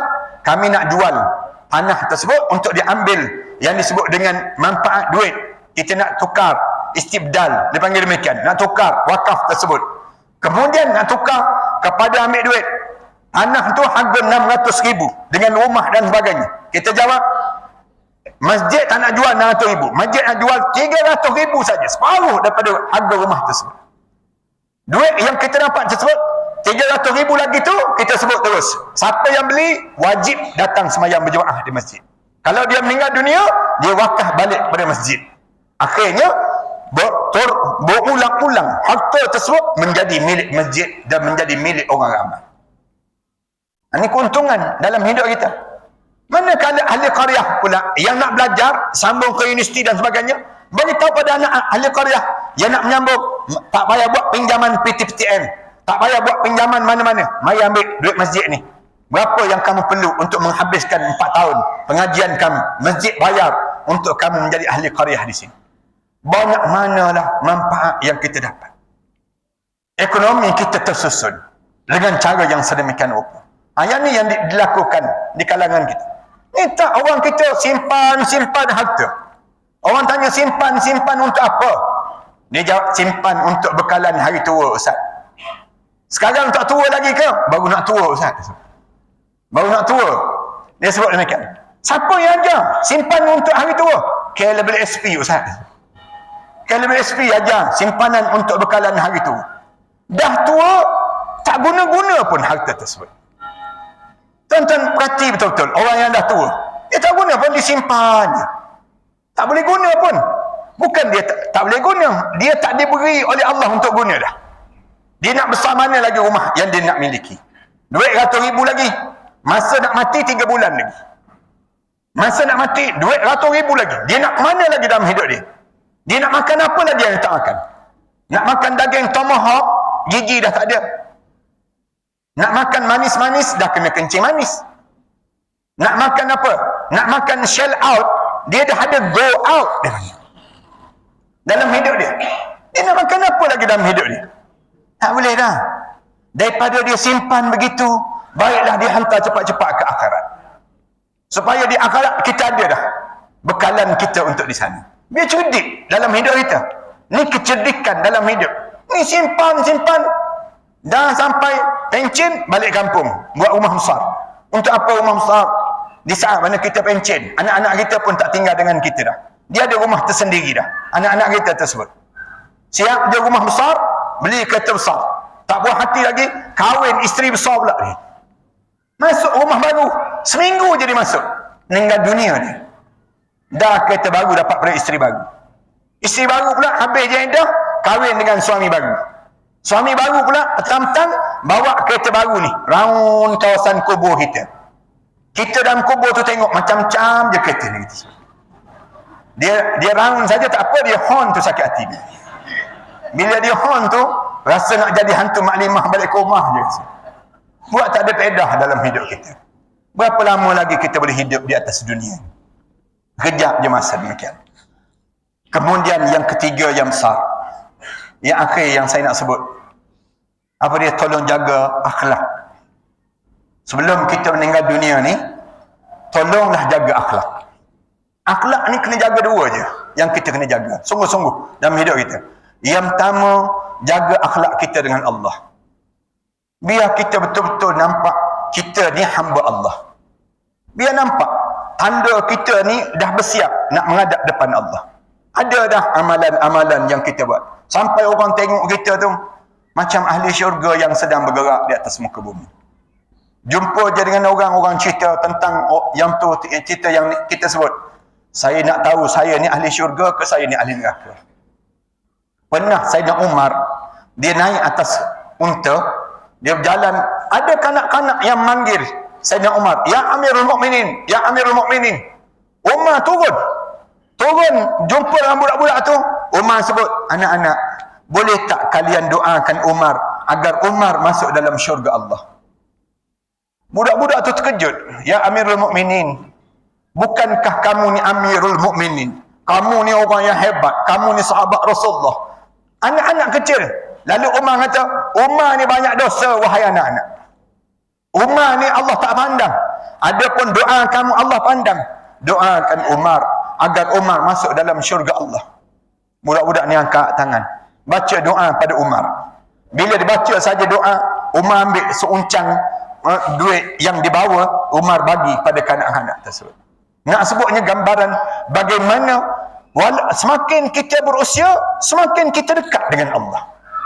Biar nampak pribadi kita. Bila kita pakai pakaian, biar nampak pakaian untuk ke syurga Allah. Bila kita siapkan diri kita, anggap ni persiapan terakhir dalam hidup kita di dunia untuk ke akhirat Allah. Ayah-ayah yang usia 60 tahun ke atas datang ke masjid, pakailah serban. Pakai serban. Dengan tujuan apa dia? Bila orang tanya, "Tidakkah kamu tak pergi lagi buat haji?" "Tak, saya nak pergi jumpa dengan Allah. Saya nak bersiap. Mudah-mudahan kain serban yang saya pakai ini akan menjadi kain kapan saya waktu mana saya menghadap depan Allah nanti." Maknanya kita dah mula nampak berebut kita dalam hidup kita. Ni hubungan kita dengan Allah. Yang pertama. Yang kedua, jaga hubungan dengan manusia. Hubungan dengan manusia ni apa dia? Antara dosa yang sering kali dilakukan oleh orang lelaki, 98% orang lelaki buat dosa apa dia? Terhadap kedua ibu bapa mereka. Orang lelaki buat dosa, termasuk saya. Dosa yang dibuat oleh orang lelaki. Dosa ni kebanyakan kita tak perasan. Kita buat dosa terhadap ibu kita, ayah kita yang hidup dan yang telah meninggal dunia. Yang hidup kita singgung hati mereka. Kebanyakan demikian anak-anak lelaki. Anak-anak lelaki ni bila dia dah mula besar, dia mula dewasa dalam hidup dia ada keluarga, kemudian dia ada pekerjaan dia tersendiri, dia mula menyinggung hati mak ayah. Kenapa dia menyinggung hati mak ayah? Dia sibuk jaga hati isteri dan jaga hati anak-anak dia. Sehingga kan dia tipu mak ayah. Kerana dia sibuk nak jaga hati isteri dia, sibuk nak jaga hati anak-anak dia. Dia menyinggung hati mak ayah dia. Semakin tua mak ayah, dia semakin dewasa dengan kerja dia, dia tak nak jaga mak ayah dia. Dia rela mak ayah dia tinggal seorang-seorang kat kampung. Dia tak nak ambil. Mak ayah dia tak nak jaga. Sebab apa dia tak nak jaga? Dia jawab, isteri dia dah pesan, kalau bawa mak, siap kamu. Dia kena getak pada isteri dia pula. Akhirnya, dia sendiri tak jaga mak ayah dia. Mak dia tanya, "Tak balik ke cuti-cuti ni?" "Tak boleh balik, mak." "Kenapa tak boleh balik?" "Mak ada, saya tak boleh dapat cuti," dia sebut demikian. "Saya tak dapat cuti, mak nak buat kenduri lah." Padahal dia dah janji dengan isteri dia, dengan anak-anak dia, dia nak pergi berjalan, nak pergi melancong. Nak pergi ke Wuhan pula tu, dia panggil. Beria dia ni. Dia berjanji dengan anak isteri dia. Dia rela tak balik. Kerana mak dia sebut, mak nak buat kenduri, nak sembelih 2-3 ekor ayam. Mula-mula sebut demikian. Tapi, oleh kerana dia ni dah janji dengan isteri dia, anak-anak dia, dia rela tipu mak ayah dia. Dia tipu. Ramai mana anak lelaki yang tipu mak ayah ni sendiri. Yang menyakitkan hati. Kemudian bila cuti, dia pergi melancong. Isteri dia ambil gambar. Isteri dia, anak-anak dia ambil gambar. Buat dalam TikTok, hantar dalam Instagram, hantar dalam Facebook. Ambil gambar, video dan sebagainya. Waktu mana dia melancong. Post dalam TikTok. Kebetulan mak dia ada TikTok juga. Mak dia tengok anak lelaki dia dah mula menipu dia. Ayah dia tengok anak lelaki dia dah tipu dia. Dah terasa hati. Tanya ayah-ayah yang dah berusia ni, memang terasa hati dengan anak lelaki. Ada je terasa hati dengan anak lelaki. Agak-agak anak lelaki, kalian boleh mati nanti, kalian boleh masuk syurga ke? Tak jumpa syurga. Tak jumpa. Ibu ayah ni besar dalam hidup. Mak ayah tak restu, jangan ceritalah dalam hidup. Tak ada, tersinggungnya hati mak ayah. Terguris je hati perasaan mak ayah ni sendiri. Kenapa orang lelaki sanggup mengguriskan perasaan mak ayah tersebut? Ini saya nak pesan. Ini di antara sebab dosa orang perempuan. Orang perempuan seringkali bercakap kasar depan suami masing-masing. Jangan berkasar dengan suami kalian. Sebagaimana anak lelaki ni jangan berkasar dengan mak ayah, mak mertua, ayah mertua, mak saudara dan ayah saudara, dia tak boleh berkasar. Orang perempuan jangan berkasar dengan suami kalian. Kalian angkat suara di depan suami kalian, hancur lebur amalan-amalan kalian. Jangan berkasar dengan suami. Jangan tengking kata-kata suami. Tak berbaloi dalam hidup. Kena tengking kata-kata isteri ni, mula-mula kahwin lagi kena tengking. Suami ni pula dia simpan dalam hati. Dia simpan dalam hati. Orang lelaki ni belum kahwin, banyak mulut, dah kahwin, mulut dia disimpan dalam hati. Orang perempuan sebelum kahwin, tak ada mulut, dah kahwin, mulut dia kat mulut. Bila mulut dia kat mulut, masa tu dia menyakitkan hati suami. Suami pula simpan dalam hati. Simpan dalam hati, kena penyakit. Penyakit apa? Penyakit takut bini, dia panggil dia. Kenapa diam semua macam pernah kena je? Nak sebut malam ni baru perasan. Dalam tak sedar kita menyakitkan hati mak ayah kita. Tu mak ayah yang masih hidup. Mak ayah yang dah meninggal dunia, berapa kali kita baca doa untuk dia. Berapa kali kita datang ziarah kuburnya. Sebegitulah kalian akan dilakukan oleh anak kalian. Waktu mana kita tak menyedari, saat mana anak-anak, waktu mana kita dengan mereka tersebut. Mak ayah kita ni, bila kita datang ke kubur dia, terdiri di atas kubur tu, mereka bagi tahu, tu anak soleh kamu datang. Mereka bagi tahu, bangga dia, anak dia datang. Dan ziarah kubur mak ayah, tiba-tiba tak ada, kita tunggu hari raya saja. Hari raya pun kebetulan bukan giliran pula, tak datang-datang terus. Nak sebutnya gambaran bagaimana dalam kehidupan kita menyakitkan hati kedua ibu bapa kita. Orang perempuan, dosa kalian menyakitkan hati suami. Suami simpan dalam hati. Tak percaya? Ibu-ibu malam ni cuba balik ke rumah masing-masing. Tanya suami kita, abang ada tak terasa hati dengan saya? Mesti suami jawab, ada juga sikit-sikit. Suami ni diam je, pendam je dalam hati. Simpan, lama dah nak sebut yang ni. Malam ni baru Ustaz sebut. Nak sebutnya lama dah nak bagi tahu. Tapi tak boleh terkeluar daripada tubuh badan nak sebut keadaan yang demikian. Lama-lama jadi kurang ajar isteri kita. Cakap kasar dengan suami. Na'udzubillah min dzalik. Jangan demikian. Jaga kalimah-kalimah kena teratur. Jangan sampai peringkat kita berkasar sesama kita ini. Kerana kesan dia baru sampai dalam lubang kubur. Dalam hidup kita ini sendiri. Kemudian dosa kita dengan siapa lagi? Dosa dengan anak yatim. Anak yatim, tuan-tuan. Anak yatim, sampai orang kita tak peduli anak yatim. Tuan-tuan tahu dosa apa dengan anak yatim? Dosa kita tak peduli anak yatim. Allah sebut dalam Quran, ara'aital ladzi yukadzibu bid-din. Kamu tahu tak siapa yang dusta pada agama Allah? Fadzalikal ladzi yad'ul yatim. Orang yang tak peduli pada anak yatim. Zaman Rasulullah tak ada rumah jaga anak yatim. Zaman Rasulullah semua anak yatim duduk dengan ibu masing-masing. Zaman Rasulullah suruh sahabat-sahabat pergi jaga anak-anak yatim. Kalau meninggal dunia dia seorang sahabat ni, Rasulullah akan taklifkan kamu pergi jaga rumah tangga tersebut. Ni setiap di kalangan kita. Cara sahabat-sahabat lepas sembahyang asar je pergi rumah anak yatim, tanya khabar sama ada mereka berkahwin dengan yang disebut dengan ibu-ibu yang jaga anak yatim, ataupun mereka menjaga tanggungjawab di luar saja, tapi mereka sentiasa ambil berat terhadap anak yatim ini sendiri. Rasulullah sendiri jaga anak Ja'far bin Abi Talib. Lepas pada sembahyang asar saja, Rasulullah akan pergi rumah Ja'far bin Abi Talib Kemudian Rasulullah akan main dengan anak Ja'far bin Abi Talib. Rasulullah ambil, Rasulullah lambung sebelah kanan, Rasulullah sambut sebelah kiri. Lambung lagi sebelah belakang, Rasulullah sambut sebelah belakang. Ini cara mainan Arab lah. Kita jangan main demikian. Putus tangan tak kena gaya. Cuma nak sebutnya cara Rasulullah. Suka anak-anak mereka tersebut. Dalam keadaan kegembiraan di kalangan mereka. Jaga. Walaupun ayah mereka meninggal dunia, mereka punya ayah yang ramai atas dunia ini sendiri. Zaman kita, cuba kita tanya, berapa orang anak yatim di kampung ini? Berapa orang ibu-ibu yang menjaga anak yatim di kampung ini? Kita tak boleh jawab. Ramai kita tak boleh jawab. Kenapa kita tak peduli anak yatim? Kenapa kita tak peduli anak yatim? Orang kita suka mengejek.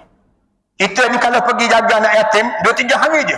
Lama-lama orang akan mengejek. Itu bukan nak jaga anak yatim. Nak jaga mak yatim tu. Lama-lama kita tak peduli pada anak yatim. Padahal anak yatim ni adik-beradik Rasulullah sallallahu alaihi wasallam. Rasulullah sebut, ana wa kafilul yatim kahataini. Aku dengan orang jaga anak yatim bagaikan jari ni dengan jari ni dalam syurga nanti. Dekat ya Rasulullah sebut demikian. Sabarlah ibu-ibu yang jaga anak yatim. Kalian ada peluang untuk berada sebelah Rasulullah sallallahu alaihi wasallam. Bila kita tak dipedulikan lagi, waktu mana menangis anak yatim, bergegar arasy Allah. Menangis anak yatim di kampung itu dalam keadaan tidak dipedulikan, satu kampung tersebut hilang rahmat Allah dalam kampung ini sendiri. Ini di antara kesilapan-kesilapan kita yang perlu diperbetulkan. Mudah-mudahan malam ini tak timbullah penyesalan waktu mana kita menghadap di hadapan Allah. Saya pohon kemaafan panjang sikit. Saya malam ni 1.5 jam dah saya tengok ni. Saya dah cakap, tuan-tuan dah betul tulang belakang 7 kali dah saya tengok. Jadi mudah-mudahan malam yang baik ini Allah bagi kebaikan pada diri kita. Saya pohon kemaafan di atas keterlanjuran bahasa. Terima kasih kepada Ustaz Mustafa yang menghadirkan saya di masjid ini, dan juga jawatan kuasa yang telah memberi peluang untuk saya datang ke masjid ini. Saya rasa ni kali pertama, walaupun nama ni sentiasa disebut, masjid ini sentiasa disebut di kalangan sahabat-sahabat saya, tapi malam ni malam pertama saya datang sini. Mudah-mudahan dia akan menjadi saksi di hadapan Allah nanti. Saya telah sampaikan apa yang sepatutnya saya sampaikan pada jemaah ini sendiri. Terima kasih sekali lagi kepada jabat agama dan juga seluruh penggerak-penggerak, walaupun ada halangan-halangan sedikit tadi, tapi mudah-mudahan Allah jadikan kebaikan bertambah pada kita semua insya-Allah. Aku qouli hadza wa astaghfirullah li wa lakum. Wassalamualaikum warahmatullahi. Tuan-tuan, sebelum kita baca doa ni, kat luar nanti ada beberapa buah kitab yang saya karang. Saya karang kitab Ru'yah Syariah. Macam mana nak kesan kita ni kena sihir tak kena sihir. Tuan-tuan baca je dalam keluarga masing-masing. Baca je, tiba-tiba mengletak pening kepala dan sebagainya. Itu tanda sedang berlaku gangguan ataupun sihir dalam rumah tangga kita, ataupun saka yang melanda di kalangan kita. Saka ni pun sama. Saka ni kadang-kadang tidur malam tu mimpi air banyak. Gigi ni bunyi tidur malam. Itu tanda gangguan saka. Saka ni masalah. Tapi kalau kena gangguan pusaka tak masalah langsung. Yang tu senyum-senyum je kita ni. Tapi saya nak sebutnya bahawa saya tak nak orang kita ni buat benda yang syirik pada Allah. Kita kena baca ayat-ayat yang disebut dengan ayat Ru'yah Syariah. Saya susun balik apa yang saya belajar dengan guru saya waktu mana saya belajar dahulu, dan ni dipanggil ayat Ru'yah. Tuan-tuan boleh buat amalan dalam keluarga masing-masing. Kemudian saya karang beberapa buah kitab. Antara kitab ni lah persiapan menjelang kematian. Dekat nak mati nak buat macam mana? Nampak dah tanda-tanda kematian tu berlaku. Dia ada tanda-tanda kematian pada diri kita ni. InsyaAllah panjang umur kita akan sebut balik tanda-tanda akan berlakunya kematian yang menghampiri pada diri kita ni. Waktu tu kita sempat lagi nak buat amalan apa. Saya susun satu-satu. Amalan apa yang kena buat. Nombor 1, nombor 2, nombor 3, nombor 4 ni. Sampai doa yang diajar oleh Rasulullah pada Abu Hurairah radhiyallahu anhu. Doa ni Rasulullah sebut, Abu Hurairah, kamu nak tak kalau sekiranya kamu tahu dah kamu ni ada penyakit, kemudian penyakit ni membawa kematian, penyakit tersebut. Kemudian kamu tidur. Sebelum kamu tidur tersebut, kamunya baca ayat ni, doa ni. Rasulullah ajar pada Abu Hurairah. Kemudian kamu mati, jenazah kamu diharamkan dihumban ke dalam api neraka Allah. Rasulullah sebut demikian. Doa ni tuan-tuan amalah dalam keluarga masing-masing. Saya sendiri dapat doa ni waktu mana belajar dekat Mesir dahulu. Kemudian saya turunkan dalam kitab sebeginilah. Saya susun. tuan-tuan pergi ziarah orang sakit dan sebagainya, bagi hadiah kitab ni. Kalau sahabat-sahabat yang nak mengajar kitab-kitab kematian dan sebagainya, boleh mulakan mengajar daripada kitab-kitab sebegini. Walaupun dia kecil, tapi dia besar maknanya pada diri kita. Kita berusaha untuk meramaikan orang masuk dalam syurga Allah. Ini usaha kita dah. Dia panggil demikian. Kita baca dan ajar.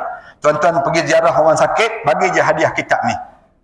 Daripada kita bagi durian, nangka, mempelam tu, baik kita bagi kitab ni. Bila kita bagi je kitab ni, dia tengok je tajuk tu, dia faham lah maknanya mati dah tu senang kita. Nak sebut tak tergamak sangat dia panggil. Jadi kita bagi hadiah-hadiah macam ni, dia akan bawa manfaat yang besar pada orang yang sakit itu sendiri. Kemudian dalam masa yang sama juga, saya karang berapa buah, lebih kurang 30 lebih kitab yang saya karang ni. Kerana di belakang saya ni ada lebih kurang 6 buah sekolah tahfiz yang saya bangunkan. Saya ambil anak-anak yatim, orang miskin, saya tanggung mereka menghafal Quran. Mereka belajar Quran sejak daripada 14 tahun, 15 tahun yang lepas. Saya bangunkan di Kelantan, saya bangunkan juga di Pahang, kemudian saya bangunkan juga di Shah Alam, kemudian saya bangunkan juga di Kuala Terengganu, kemudian saya bangunkan juga di Pulau Langkawi. Di Pulau Langkawi, di antara Gunung Mak Cincang dengan Gunung Raya tu, saya beli tanah dan ada orang wakafkan sikit tanah, kemudian saya buat ma'at tahfiz di Pulau Langkawi. Sekarang saya siapkan masjid di Pulau Langkawi ni sendiri. Tuan-tuan yang ada kesempatan, jemputlah datang ke Pulau Langkawi itu, kemudian datang ke sekolah saya, jemput. Ataupun tuan-tuan nak pergi ke Kelantan, ataupun nak pergi ke Terengganu dan sebagainya, saya bangunkan ma'at tahfiz. Dan tempat tersebut tuan-tuan boleh datang untuk bersama-sama dengan anak-anak tahfiz itu sendiri. Saya tolong di Selatan Thailand, bila bapa mereka tembak mati, saya ambil anak-anak yatim piatu. Mereka, saya tanggung mereka menghafal Quran. Asalnya pelajar 22 orang. Sekarang ada lebih kurang 840 orang pelajar yang sedang menghafal Quran. Tiap-tiap bulan saya hantar dana pada mereka lebih kurang 30,000 hingga 40,000 ringgit sebulan bagi membiayai mereka ini sendiri. Macam mana cara saya buat? Saya suruh mereka bela lebah. Lebah tersebut hasilkan madu. Madu ni lah. Madu ni bila mereka letak depan mereka, mereka bangun tahajud malam-malam, mereka berdoa pada Allah. Hasilkan madu. Kemudian madu tu mereka letak madu tu mereka hantar ke Shah Alam. Saya gunakan untuk perubatan Islam.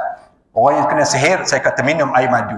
Orang yang kena gangguan dan sebagainya, cuba buat amalan minum air madu. Tuan-tuan boleh je minum air madu. Pagi-pagi minum air madu. Rasulullah sebut, alaikum bil asal. Rasulullah pesan, biasakan hidup kamu dengan makan, minum air madu. Rasulullah pesan demikian. Minum air madu ni, Rasulullah kata, minum air madu yang terbaiknya ialah kita minum air madu yang disejukkan. Rasulullah dahulu, dia ambil air madu, dia letak dalam air, kemudian ditanam dalam tanah. Dalam tanah begitu, kemudian air itu jadi sejuk. Dalam kulit begitu. Kita ni ambil dia ais, letak ais dalam madu, dalam air madu tu, kemudian kita minum. Rasulullah kata, nikmatnya air madu ni bagaikan air dalam syurga Allah Subhanahu Wa Taala. Siapa yang nak merasai nikmat air dalam syurga Allah di dunia ini lagi, minumlah air madu yang disejukkan. Rasulullah sebut demikian. Cuba kita buat amalan lah dalam hidup kita. Saya campur madu tu dengan susu kambing, dan kemudian yang terbaru kami dapat yang disebut dengan safran. Kami dapat safran daripada Iran. Safran ni pun saya nak suruh jemaah buat amalan harian, minum air safran. Minum air safran ni jadi amalan untuk buang ketagihan isap rokok, misal contohnya. Buang daripada lemak-lemak kita dan sebagainya, keracunan dalam darah kita. Minum air safran. Rasulullah gambarkan safran ni di antara banguan syurga Allah Subhanahu Wa Taala. Ini ada 2-3 perkara tersebut, dan tuan-tuan boleh tengoklah di gerai yang ada kat luar nanti, gerai-gerai yang ada. Kalau tuan-tuan tak boleh ambil yang lain tu, tolong ambil pamphlet lah. Pamphlet sekolah saya ni. Tuan-tuan ambil pamphlet ni, ada nombor akaun sekolah saya. Tuan-tuan pergi je mana-mana bank, berdiri depan mesin bank, semayang sunat istikharah dulu sunat itu. Nak infak tak infak, nak derma tak derma. Mudah-mudahan sampailah pahala tersebut pada kita semua, insya-Allah. A'udzubillahi minasyaitonirrajim. Bismillahirrahmanirrahim. Alhamdulillahirabbil alamin. Wassalatu wassalamu ala asyrafil anbiya'i wal mursalin wa ala alihi wa sahbihi ajma'in. Allahumma ighfir dhunubana wa liwalidina warhamhuma kama rabbayana shaghira wal jami'il muslimina wal muslimat wal mu'minina wal mu'minat al ahya'i minhum wal amwat. Ya Allah, ya Tuhan kami, sewaktu mana kami datang ke rumah kamu ini tadi, ya Allah, kami datang dengan dosa-dosa yang banyak, ya Allah. Dosa besar dan dosa kecil, ya Allah. Kami tadahkan tangan sesama kami ini, ya Allah. Memohon kepada kamu, ya Allah, agar kamu leburkanlah segala dosa-dosa yang pernah kami lakukan sebelum daripada ini, ya Allah. Keampunan kamu kami tagihkan, ya Allah. Keampunan kamu kami harapkan, ya Allah.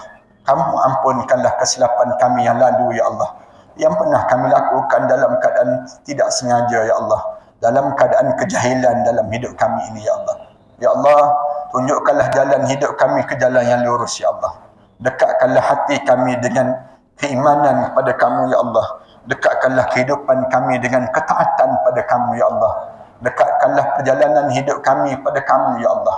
Jauhkanlah kami daripada kemungkaran yang menyebabkan pada diri kami hilangnya keberkatan dalam kehidupan ini, ya Allah. Ya Allah, ya Tuhan kami, lembutkanlah hati anak-anak kami, ya Allah. Senangkanlah pengajian mereka, ya Allah. Jadikanlah anak-anak kami anak-anak yang soleh, ya Allah. Jadikanlah, turunkanlah kerahmatan kamu dalam rumah tangga kami, ya Allah. Kamu berkatkanlah setiap di kalangan ahli keluarga kami itu, ya Allah. Jadikanlah rumah tangga kami, ya Allah, rumah tangga yang penuh dengan sakinah, ya Allah. Penuh dengan ketenangan yang berpanjangan, ya Allah. Ya Allah, ampunkanlah dosa kami ini, ya Allah.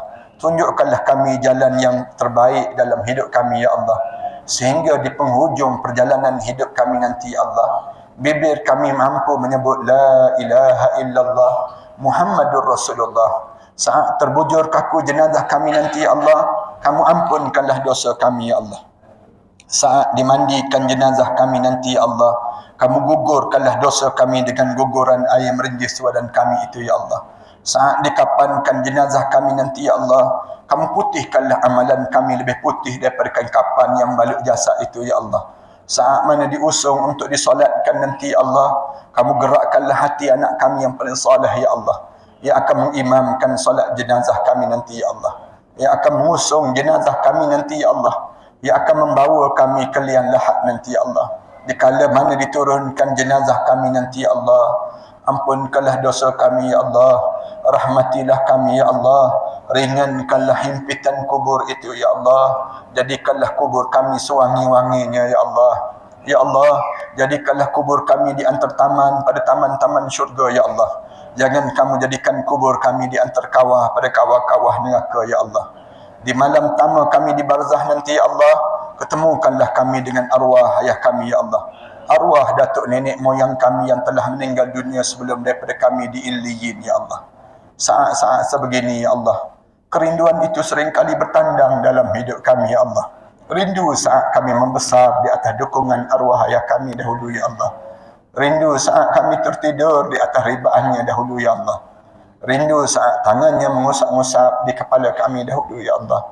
Rindu saat kami mengaminkan doa arwah ayah kami dahulu, ya Allah. Rindu, ya Allah. Kamulah yang mengetahui betapa rindunya kami pada mereka yang telah meninggal dunia itu, ya Allah. Kamu jadikan tadahan doa kami ini, ya Allah. Menjadikan kubur mereka di antar taman-taman syurga, ya Allah. Kamu ringankanlah azab kubur mereka itu, ya Allah. Kamu tinggikanlah kedudukan mereka itu setinggi-tingginya derajat di sisi kamu, ya Allah. Ampunkanlah dosa kami terhadap kedua ibu bapa kami, ya Allah. Khususnya dosa kami terhadap ibu kami, ya Allah. Seketika dahulu, ya Allah, kami mengakui kami pernah bercakap kasar di hadapan ibu kami, ya Allah. Kami pernah meninggikan suara di hadapan ibu kami, ya Allah. Kami pernah menengking-nengking kata-kata ibu kami, ya Allah. Kami pernah membentak-bentak kaki kami, ya Allah. Di saat mana ibu kami memanggil nama kami, ya Allah. Kami mendiamkan diri kami, ya Allah. Kami pernah menghempaskan pintu, ya Allah. Menunjukkan perasaan kami yang tidak suka terhadap ibu kami, ya Allah. Ampunkanlah dosa kami di kala itu, ya Allah. Ya Allah, kami tahu ibu kami menyayangi kami, ya Allah. Dalam kegelapan malam itu, seringkali ibu kami mengucup dahi kami, ya Allah. Memeluk kami dengan penuh kasih sayang, ya Allah. Saat mana kami sakit, ya Allah, ibu kami turut sakit bersama dengan kesakitan kami, ya Allah. Saat mana kami dalam keadaan kesusahan, ya Allah, ibu kami menadah tangan berdoa kepada kamu, ya Allah, agar dipermudahkan perjalanan hidup kami, ya Allah. Ya Allah, kerana dosa-dosa itukah pula, ya Allah, yang menyebabkan anak-anak kami pula enggan mendengar kata bicara kami, ya Allah. Kerana dosa-dosa itukah pula, ya Allah, yang menyebabkan hidup kami diuji dengan ujian-ujian yang seberat ini, ya Allah. Ya Allah, kerana dosa-dosa itukah pula ya Allah yang menyebabkan salat kami tidak sekhusyuk dahulu lagi ya Allah. Kerana dosa-dosa itukah pula ya Allah yang menyebabkan doa-doa kami tidak didengari lagi di sisi kamu ya Allah. Kerana dosa-dosa itukah pula ya Allah yang menyebabkan hilangnya rahmat kamu dalam hidup kami ya Allah. Ya Allah, seburuk mana pun kami ini ya Allah, sekeji mana pun kami ini ya Allah, sejijik mana pun dosa-dosa yang pernah kami lakukan di dunia ini ya Allah, sejahat mana pun perilaku kami sebelum daripada ini ya Allah, pandanglah kami dengan pandangan rahmat kamu ya Allah. Pandanglah kami dengan pandangan rahmat kamu ya Allah. Kamu pandanglah kami dengan pandangan rahmat kamu ya Allah. Rabbana alaika tawakkalna wa ilaika anabna wa ilaikal masir. Rabbana ja'alna muqimas salah wa min dzurriyyatina rabbana wa taqabbal du'a. Rabbana atina fid dunya hasanah wa fil akhirati hasanah wa qina adzaban nar. Walhamdulillahi rabbil alamin.